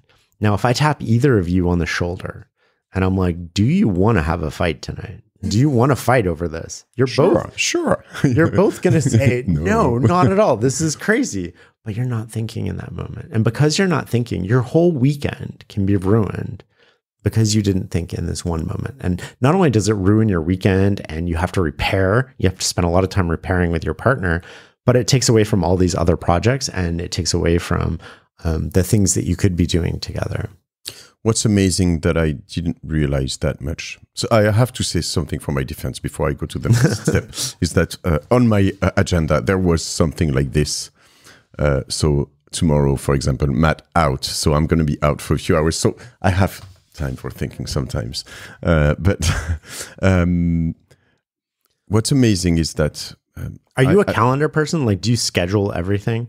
Yeah, I need blocks. Okay. I need to be kind of disciplined on that. Yeah, I'm the same way, and like I would say, an 8 out of 10 on calendar use. And I just talked with a close friend of mine who's like a 10 out of 10. Like, he schedules like walk with my wife at 7:15 to like 8 o'clock, and he color codes it, and then he uses AI, I guess, to evaluate like where his priorities are going. And I thought it was a clever use that I was thinking about. So I was going to ask you if 8 out of 10 to 7, 8. But I also have yesterday I was onboarding my new assistant, and I was telling her, I mean, you're my gatekeeper. That's going to be your number one objective, is to protect my time, because I'm not a 10 out of 10, and I need you to be a 10 out of 10. I think it's good to be helped also on that. What I didn't have much, I didn't read your book so much on a personal perspective, but it's interesting because, I mean, you've been talking about that on your partners, or this moment before the weekend, and I think it's very inspiring too, because we're thinking about good decisions. We're talking about agency, we're talking about corporate world, but I mean, the decisions we make probably in our personal life, most of them are system one, aren't they? Totally. And that determines, by and large, the position that you're operating from. We didn't explain, sorry, system one. Can you so like you just make them reactively. Yeah. You're not thinking consciously about them. And so that explains, how do I want to phrase this? That determines the position you're in. You can't be good at home or bad at home and be good at work. It doesn't work that way. There's a part of you that's always going to be at home. You're going to be thinking about your last fight or your relationship, and the idea behind positioning, which is sort of one of the fundamental core ideas in the book, is that the position that you're in matters for the decision you're making, and it determines the choices you have. And so I got this idea from Charlie Munger. I was having dinner with him, and I asked him, I think the question I asked him was like, what is the most underappreciated aspect of Berkshire Hathaway's success? And he said something to the effect of, we've never, I think he used the word rarely, but we've never been forced into a bad decision. And so we've never put ourselves in a position where circumstances are dictating what happens to us. We're always in control. And I remember flying home and just thinking about this over and over. And so often we put ourselves in these bad positions because we're not thinking, not only at home with our partner when we slightly escalate because we're not thinking, but also at work and in life. And too often we're trying to predict the perfect future outcome, whether it's 6 months or 6 years in the future. And when we do that, we sort of narrow our range of expected possibilities. And I think a better approach is, I want to go to that particular outcome, but I'm going to take the smallest step forward possible so that I keep as many options open as possible. And like, if you think of Berkshire Hathaway today, I think a company everybody's familiar with, like, I think they have $360 billion in cash on the balance sheet. And so the US tariffs come along, right? So you have this event. And if the tariffs get resolved favorably, Warren Buffett wins. And if the tariffs get resolved unfavorably, Warren Buffett wins. And if nothing changes, Warren Buffett. So he's put himself in a position that's win-win-win. And no matter what happens, he's not going to be forced into doing something he doesn't want to do. And I think so often we unintentionally do that. Whether, I don't know what the mortgage system's like here, but in Canada, a lot of people took out mortgages for the maximum amount they could afford. And the underlying assumption there was interest rates would never change. They would never go up. And every 5 years in Canada, you have to requalify for your mortgage. And so a lot of people are having trouble paying for those mortgages because the historic lows, the interest rates have gone up just a little bit off those lows. And so you put yourself in a situation where you were dependent on interest rates staying the same. And now people are being forced, which really sucks, into selling their homes. And they're taking massive write-downs on their houses because some external event has forced them into doing this. Now, they also have agency and control here, so that there's an element of that, but it's a really bad outcome. And if we think of positioning ourselves, and you think of positioning, you would have taken a different approach, which is maybe I'm not going to get the biggest house I can afford because the world in the future might look vastly different than the world of today. And maybe interest rates return to their historic norm or go above it. And I don't want to be forced, if that's the case, into selling my house. Maybe you should go and live in France. You know why? How does it work here? Here is like you get a fixed interest rate. So it's forever? It's never going to go up. And you know what? Even better. If it goes up. So a few years ago, it was like 1%. Yeah. It goes up now. And so now, I mean, a year ago or 18 months ago, it was like probably 4.5%. But if it goes down, you can renegotiate. That's double win. What? Yeah, so I mean, when I'm moving to Paris. Yeah, definitely. But the prices are, I mean, so high. But so if when we see our friends in the UK, and you're like, how comes? I mean, your interest rate is 7%. You're like, what the fuck? What happened? So yeah, because they get locked in. But you guys can go down, but not. Yeah, I love this. So we win against the bank, but not all the time. But definitely. So it's very interesting. One thing that blew my mind, and I think I kind of knew it somehow, it was in my guts, but not in my mind, is that you talk about the problem. Making decision is knowing a problem, and knowing a problem is not like, most of the time we try to make a decision on the problem that's wrong. That's not the right problem. And one thing, maybe you have also a definition of this and methods to find the problem and make decision. Can you tell me more about that? Well, so often if we're not thinking, then we're not thinking about the problem. But in a work context specifically, what happens is we get in that room again with 5 people and somebody throws out a problem. Like, we're here to solve this problem, and somebody will throw out a version of the problem that sounds reasonably correct. And then what happens when you work with a whole bunch of type A smart people is they instantly jump into problem solving mode. And so you might have an hour-long meeting booked to sort of like solve this problem or determine a path forward. And you spend 2 or 3 minutes basically on the problem, and then the rest of the time on the solution. And I always found this was suboptimal for 2 reasons. One, the group of people should not be the ones forming the problem. The person who makes the decision is the one who has to determine what the problem is. And they need agency and accountability over that. So if I'm your boss, I can't go to you and tell you, this is the problem, go solve it. Because if I do that and you solve it, you don't get any credit. I get all the credit because I told you what to do. And if you don't solve it, you get all the blame because in my mind, I'm not wrong. This was the problem. So you must have messed up. And so it's really important to say, here's what I think the problem is. But you, as the owner of this decision, you define what the problem is. And then when you go to these meetings, I find that instead of having one meeting, we would just break them up into 2. We'd almost have like a little firewall between the 2 meetings. So you could even do them in the same day, which we did many times. They take less time or about the same amount of time. So it's not a more time issue. They still have to be separated by separate, a physical separation. It can't be like first 30 minutes this. No, you need to like leave the room. You need to have a reset. People think differently. They process differently. Ideally, you space them a day apart, like one day and one the next day. If you have to, you can do one in the morning, one in the afternoon kind of thing. And what you do is you get people together and you as the decision. So one person makes the decision. A committee doesn't make a decision. A group doesn't make a decision. So the person who's making the decision is responsible for defining what the problem is. They're signing their name to this decision. So they're going to take this seriously. When you have one person who's accountable, they take it seriously. And their job is, again, blind spots. So what do you think the problem is? What do you think the problem is? What do you think? What do you see into the situation that I can't see? And their job is to gather as much information as possible before they decide what the problem is. And what they're really trying to do is the problem that my leg is bleeding, or is the problem that I keep walking into something that's sticking out, right? And so we often just say, oh, there's a little bit of blood here. Let's put a Band-Aid on it. That's great. But we don't take the knife that's like attached to the table that we keep walking by and cutting us and be like, maybe we should remove that. And so what you're really trying to do is get to the essence of the problem itself. And so you can solve a more accurate version of the problem. So much of our time and energy gets wasted just solving a approximately correct but sounds correct version of the problem.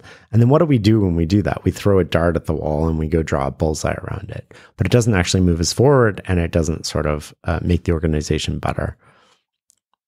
I'm trying to think about the way to adapt this to all of the personal level you can get with your kids, with your partner, and so on. But it's interesting. Well, you just want to walk through it, right? Like, what is the real problem that we're trying to solve? And like with your partner over a glass of wine or something, you start thinking about, okay, well, that's one version of the problem. If you had to come up with another version, what would it be? And then you can sort of like role play, or if you, what would you think my version of this problem is? And you can sort of like have fun with it. And all you're doing is just trying to see different angles and lenses into the actual problem. And then asking yourself, and then what, right? So if we solve this problem, and then what?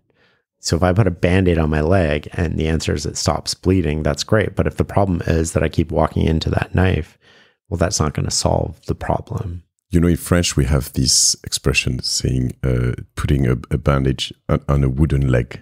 Oh, it's even better. Yeah. I think it's, what are your problems? I mean, I don't know, on the media side, on the newsletters, on the podcast, on the video. What are your problems? What are you trying to solve, Shane? I'm just trying to get better at what we're doing. And better is so subjective, right? Because there's this better, I feel like we're doing better and I'm doing better work. And then there's better in terms of, are we being validated? Is my assumption of what's better being validated externally?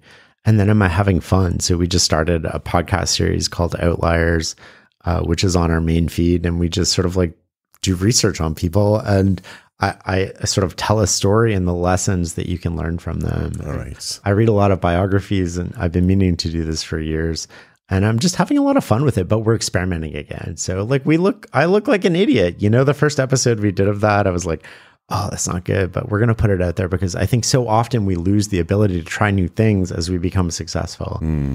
We lose the ability to take risks or experiments. And one of the cool things about being a small team and small agency is I can sort of handle the backlash, even if I don't like it. You're okay with looking like an idiot?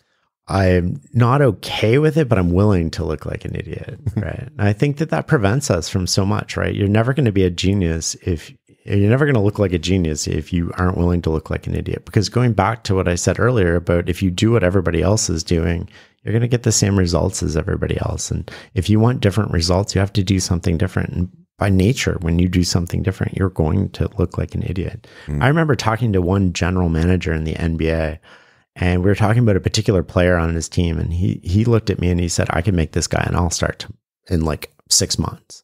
What? Sorry? An all-star, like one of the best players in the league. And I was like, well, like this person, I'm thinking about this. And I'm like, this person is totally incentivized to become an all-star. Like their money would go up, their endorsements would go up, their team performance would go up. Like everybody wins if so what's preventing this person from becoming an all-star? And he's like, he's just not willing to look bad in practice and work on the things that he's bad at. And I thought that was so revealing that somebody at the top of their game in the NBA and professional sports league was not willing to do the things that they needed to do because they would look like an idiot in front of their teammates. Yeah. I think it's harder probably when you're young. younger. I don't know. You get keen with experience to go there, don't you? Well, I don't know. I tell my kids that, like, look, if you want to do anything, we talk about all these controversial figures and people in life. And I'm like, do you think everybody loves Elon Musk? And they're like, no. And I'm like, do you think it's easy to put rockets on Mars? And they're like, no. And I'm like, well, you have to be willing to like blow up rockets in front of 30 million people watching you and fail in public if you're going to do anything. I'm thinking about the car, you know, when they say that it's indestructible, you know, what is it called? Their the Tesla, where they launch a rock on the window, yeah, and they break it. But these are the things, right? Like, you have to be willing to put yourself out there, and you know the world forgets and moves on, and people are going to tease you, and you need to be self-confident and strong enough on the inside that people are going to make comments about you, and if you're doing anything outside of normal, whether it's pro or con, people are going to pull you down and they're going to want you to come back to their level. And so you have to decide, am I willing to pay that price to go after my dreams? And maybe you fail at your dreams, but you know, the pain of regret is a lot more than the pain of failure. How did you get there to feel confident inside enough? A lot of trial and error. I mean, when I first started the newsletter, I wasn't very thick-skinned, if you want to say that. Thick-skinned. You know, I took everything personally. Like, somebody would unsubscribe, and I was God. What did I do wrong? That's the terrible part of newsletters. You know, everyone. Yeah. Or you get a grammar error, and like people like lay into you, and so, you know, like, I think over the years I've just built up, and I failed so much in public over the last 10 years that I wouldn't say I'm used to it, but I can sort of accept it. And it's just a necessary part of doing the things that I want to do. And so this Outliers series, for example, could have been a huge flop. The first episode wasn't nearly as good as the last episode, but I'm still having fun and I'm learning. And I think people want to be on that journey with me. I'll listen to it.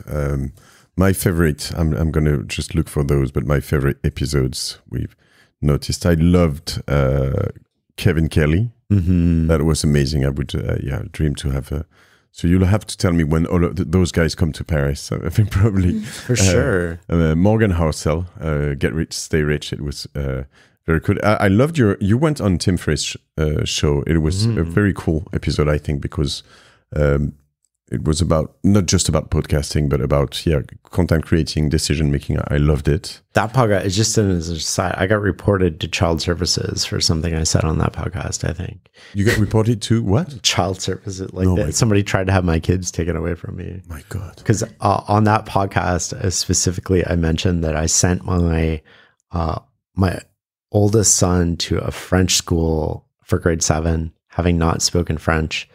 And he came home crying every night for 3 months because not only was the school in French and he didn't understand the language, but his teachers were very strict. And, you know, I would hug him every night. I'm like, you can do this. Like, we're going to get through it together. And by December, he loved it. Best school he's ever been in his life. He knew exactly what to expect. His grades shot up. His confidence went through the roof. But for those 3 months, I was like I guess in this person's eyes, the worst father in the history of the world, because I would subject my kids to that. And the way that I talk to my kids is, you can do difficult things, but they're not going to feel good while you're doing them. So you get reported for that. Yeah, I got CC'd on the email to them. God. Like, I think it was just like a general info sort of like, and I was just like, oh my God, like if they follow up, whatever, like, yeah. Anybody who knows me knows my kids are well taken care of. Yeah, we had General McChrystal. I loved. I said Kevin Kelly, Morgan Housel, Ray Fleming. We'll put all of those, and Jim Collins. Obviously, it was really cool. Do you know Morgan? Do you know Morgan? No. Did I listen to what's his Tiny Capital? What's his name? Andrew Wilkinson. Andrew, are you partner with Andrew somehow in his company, or no? He sponsored you probably. I'm on the board. You're on the board. Tiny now, as of today. I love what he does. Maybe I discovered him on your podcast, but he's a very inspiring Canadian entrepreneur. He's doing a lot of things. Yeah. I'd love to have him on my podcast. Maybe if he comes, or if we come to, based in Toronto or Victoria. Victoria. Yeah, I can hook you up. Yeah, we'll do that. What is the worst decision you've made?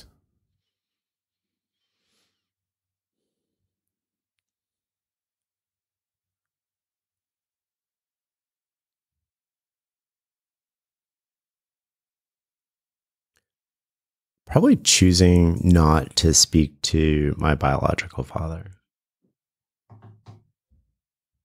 That was a choice. Yeah. And he's gone. No, I think you get to a point where it's irreparable. And choosing not to address that when it was repairable that's probably it's a personal side of things. But yeah, I mean, I could easily talk about all the decisions I've made where I've lost money and stuff, but I think that, that was a conscious decision at the time. And, one that I don't believe in do-overs or sort of regrets, but I think I should have made a different decision at the time with the information I had. And if you had written that book, or if you had that book into your hands at the time, would you have made a better decision? Yeah, I think like some of the crystallizations in the book, including outcome over ego, would have helped me sort of stop thinking about how righteous I am and think about what is the actual outcome that I want to happen here.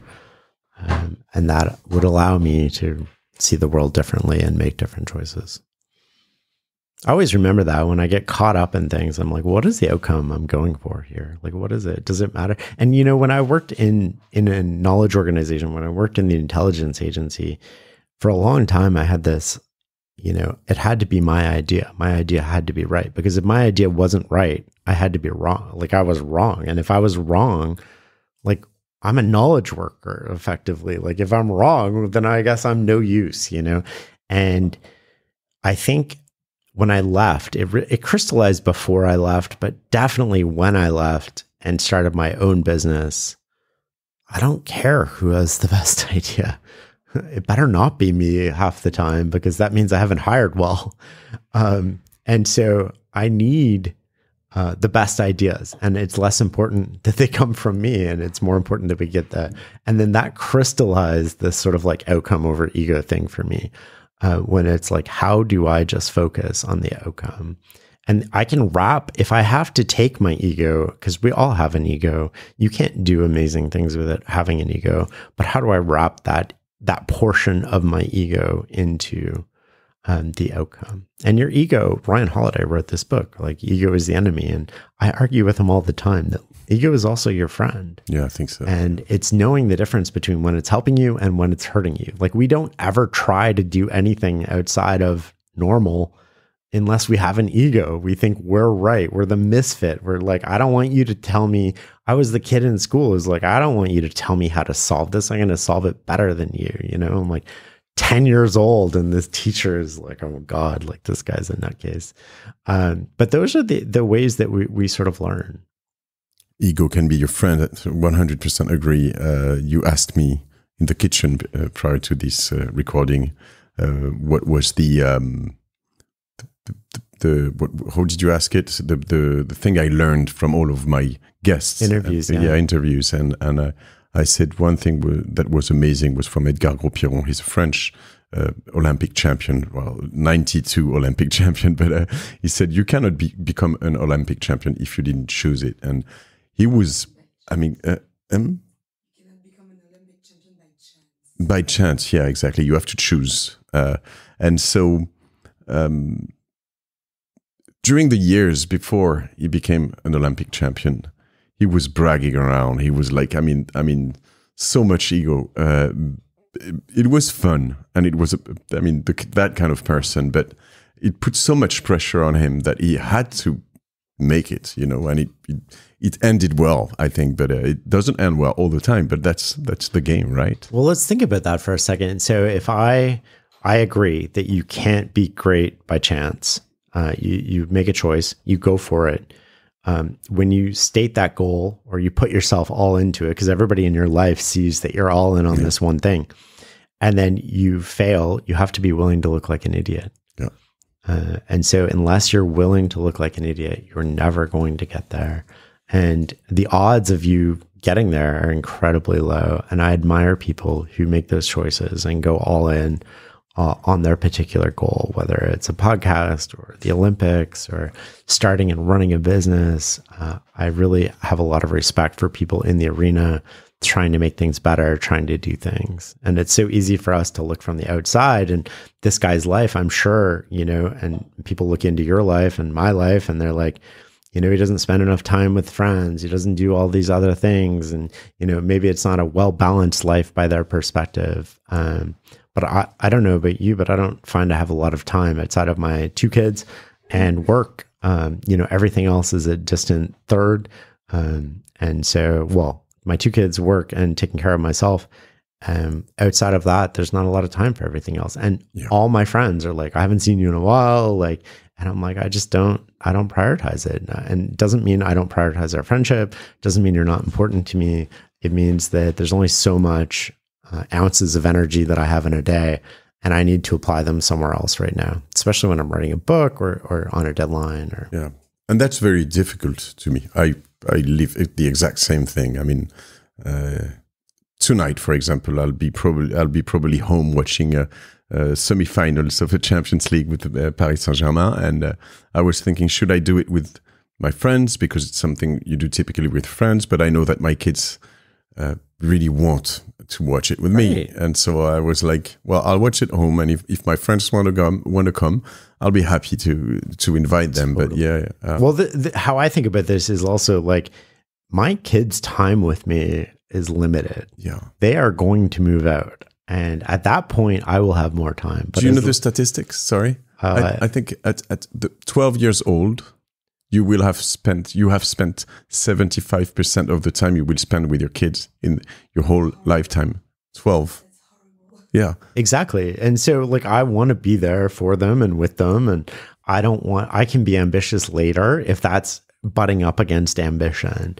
But if I do that and I'm ambitious at work, and I'm really ambitious at work, and I'm really going after the things that I want to go after, and I'm doing it in the way that I want to do it, I don't have a lot of time for other things. And I try to make time for other things when it fits in. And I've given up sort of trying to fit everything in, because it just ends up destroying me inside. What is the best decision you've made, Shane?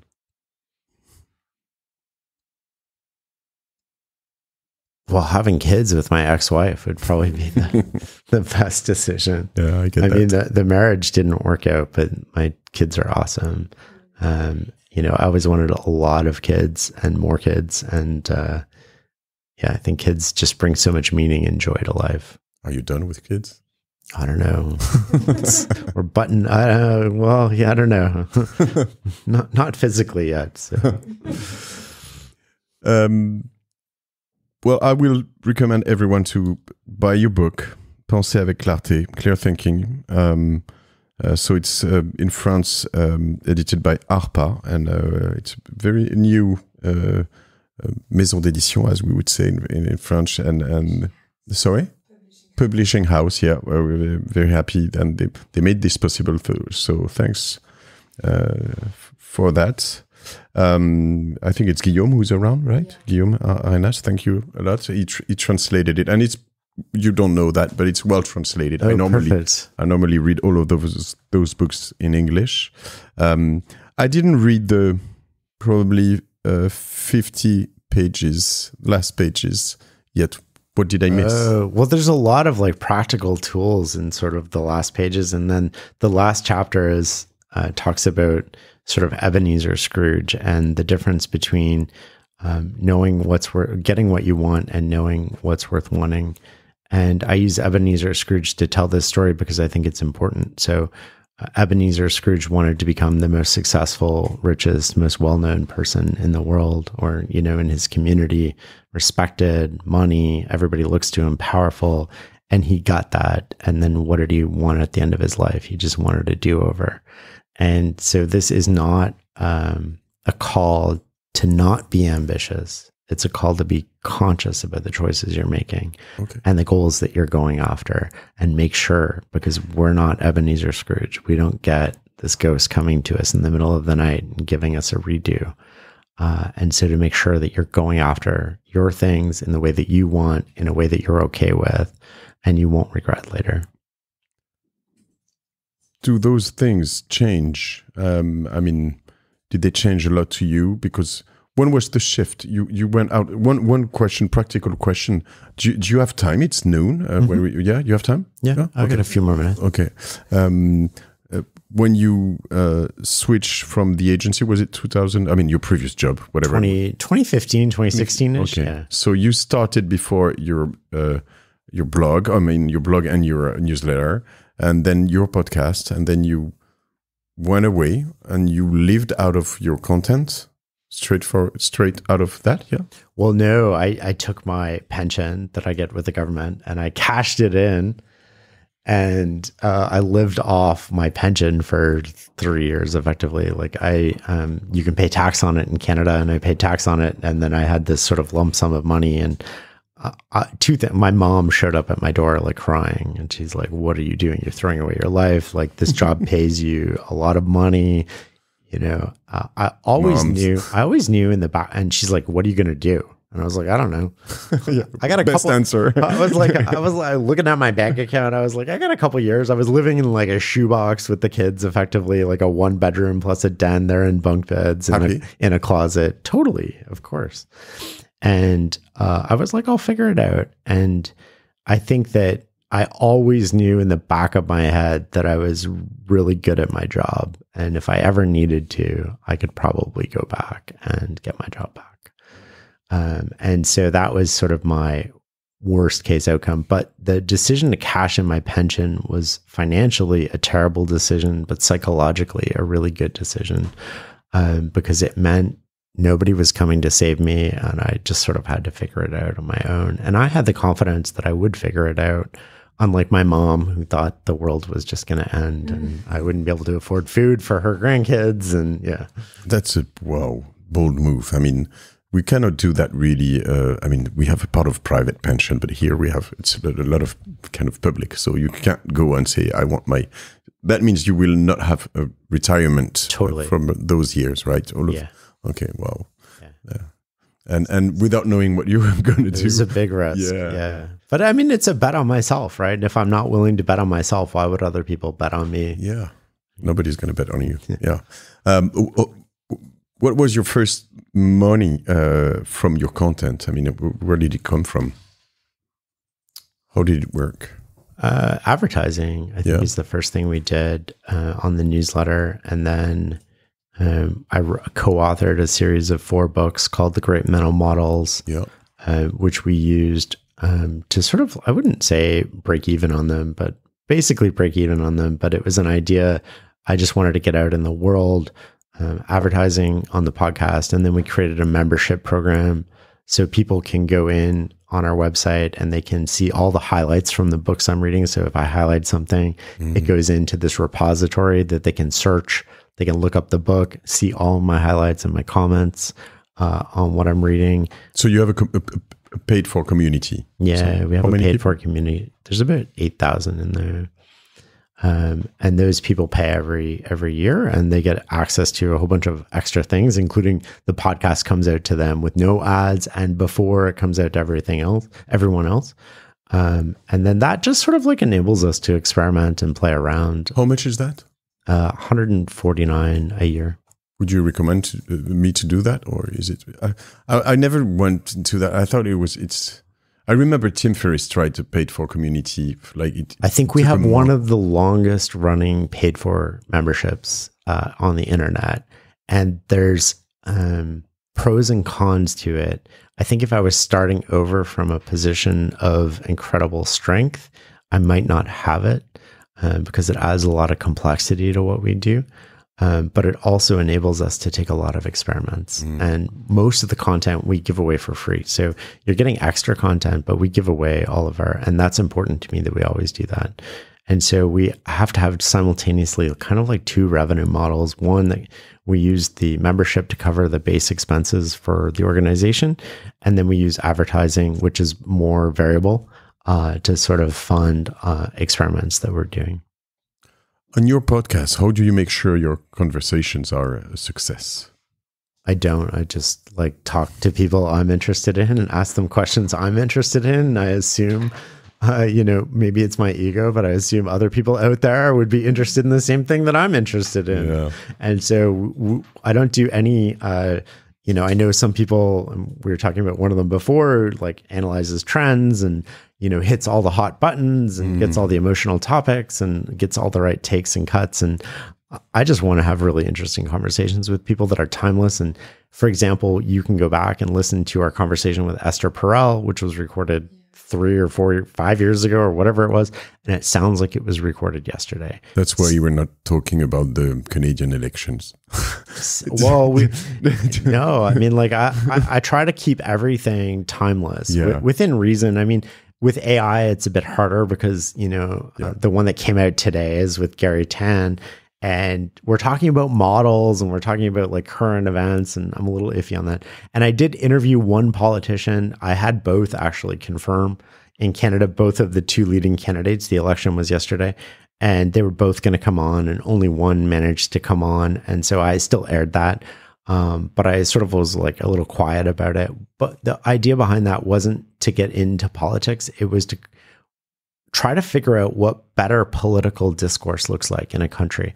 So everything, I don't know what it's like in Canada or in France, but like everything in Canada is being chopped up into these sound bits and it's being passed around social media. And even the debates, it's like you have 1 minute to talk and then the other person gets to talk, and it's very combative.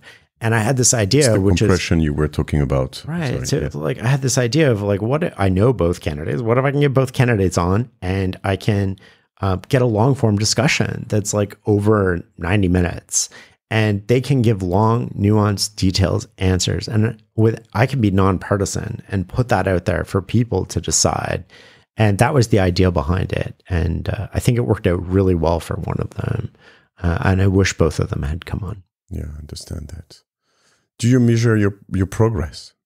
Occasionally, yeah. I try not to get too wrapped up in the stats of how many people are listening or how well we're doing, because I feel like the problem with that is you can get into this loop of, I'm just going to give people what they want. So like the political podcast, for example, is one of we reached over 2%, I think, of our country. I had people stop me in the French airport over that podcast in Charles de Gaulle. And, so like we reached over 2% of our population. That's breaking it down. That's accounting for geography, listens, and unique listens. So like we worked it out, and it's like, wow, that's kind of crazy. But do I want to do more of that? No. The answer is no, I don't necessarily want to do that, but it would be super popular. And so I tend not to look at those stats as much. I look at general trends and sort of look at the stats once a month, but it's not with an aim of like determining the content that we're going to do. I still rely purely on my curiosity for what we do.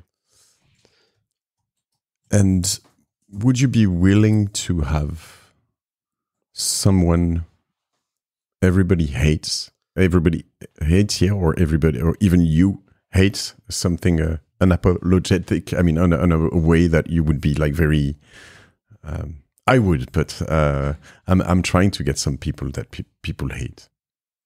I'm open to it. I mean, my whole goal with the podcast is I try to suspend my judgment and see the world through that person's eyes without getting defensive or argumentative. I'm open to it. If you have any good recommendations, let me know. Who do you hate? I don't know, but for example, it's not just we, but for example, well, can I say it? Yeah, I can say it. I don't care. I mean, I can say everything. There is this guy in French called Cyril Hanouna. He's a very famous TV show animator, right? And like when you say to the kind of people who listen to my podcast, say, I want to get Cyril on my podcast, and I talk to the guy, and he's pretty nice over the phone, right? But he's very controversial, right? And he's really into growing his audience no matter what. Yeah. But at the end of the day, he's the best on TV. I mean, if you measure the audience, he's number one. So what can I say? I want the number one on my my podcast. So I want to understand, and as you say, not being judgmental, and just try to understand and listen to what he's doing, why he's doing it, and how he's doing it.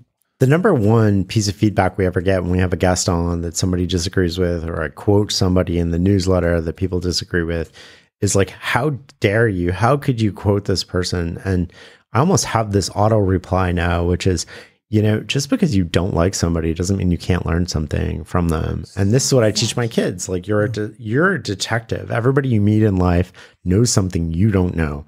And if you take this mindset and you try to figure out what it is they know that you don't know, A, you'll know who to contact when you need information on that. B, you'll learn something.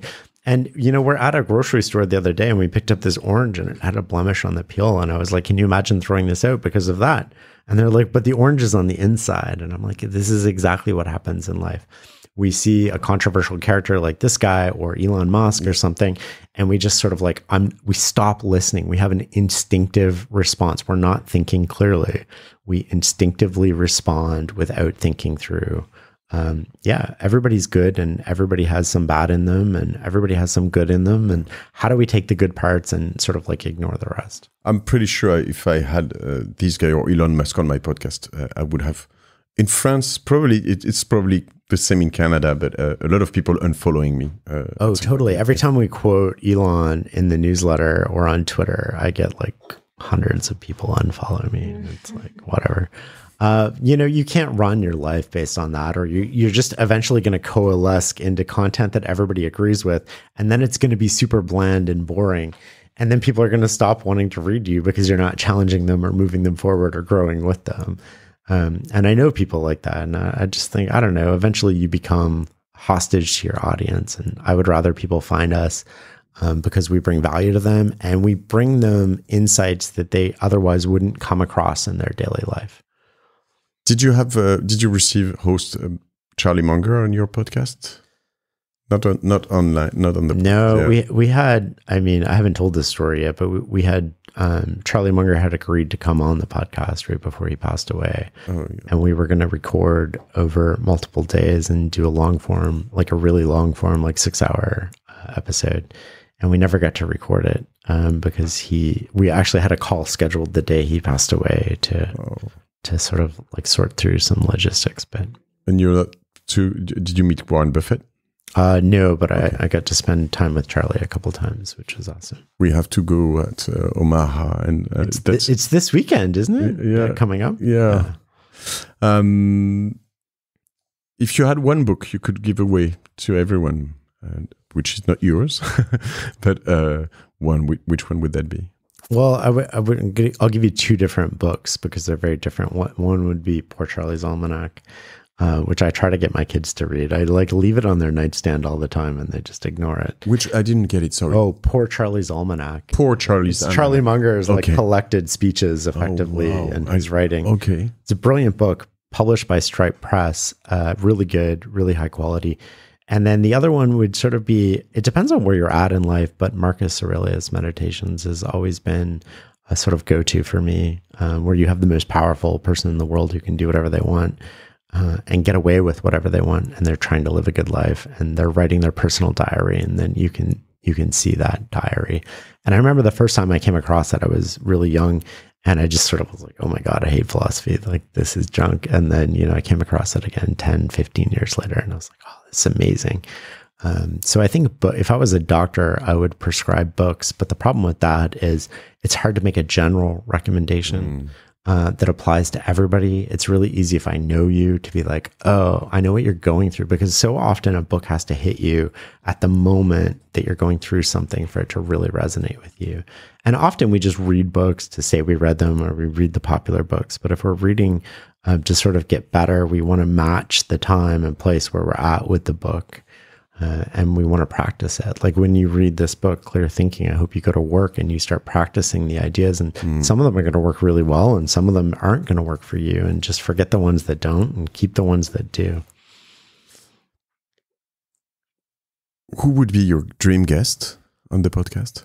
Oh man, like Jeff Bezos would be like up there. Elon Musk, Warren Buffett would be amazing. I mean, I could go on and on about Yuval Noah Harari. Jamie Dimon would be amazing. I know of him. And Sapiens, you know? Yeah, I've never spoken with him. Okay. Yeah. He'd be a good guy too. Yeah, I think so. I love listening to him. It's so wise. Yeah. Great. If you had the chance to talk to the young Shane when you were like, I don't know, 20, 21, and give you an advice, what would you tell yourself?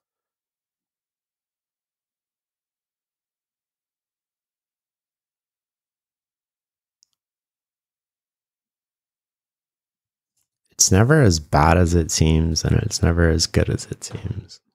But I don't know if I would listen to that advice. So, and the problem with that is, I can't go back and just instill that. That's something that can be learned, but maybe not taught or heard. And so, don't get too down on yourself, and also don't get high on your own supply. Can I see your hands, Shane?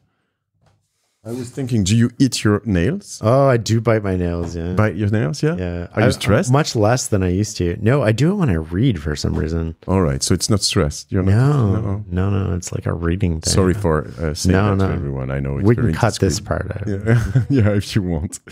Shane Parrish, thank you for... it was a great pleasure to have you here. I will keep listening to you and to Farnam's reading Farnam Street and the newsletter is the newsletter Brain Food, and the Knowledge Project. Yeah. So many brands. Maybe it's too many brands. It's too many. I agree.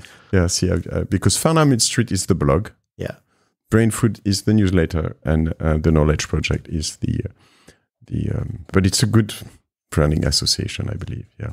So we'll follow you on LinkedIn. You can follow me on LinkedIn. You can follow me on Twitter, which is Shane A. Parrish, or on Instagram, which is Farnam Street, Farnam Street. We'll put all that on the episode description. Awesome.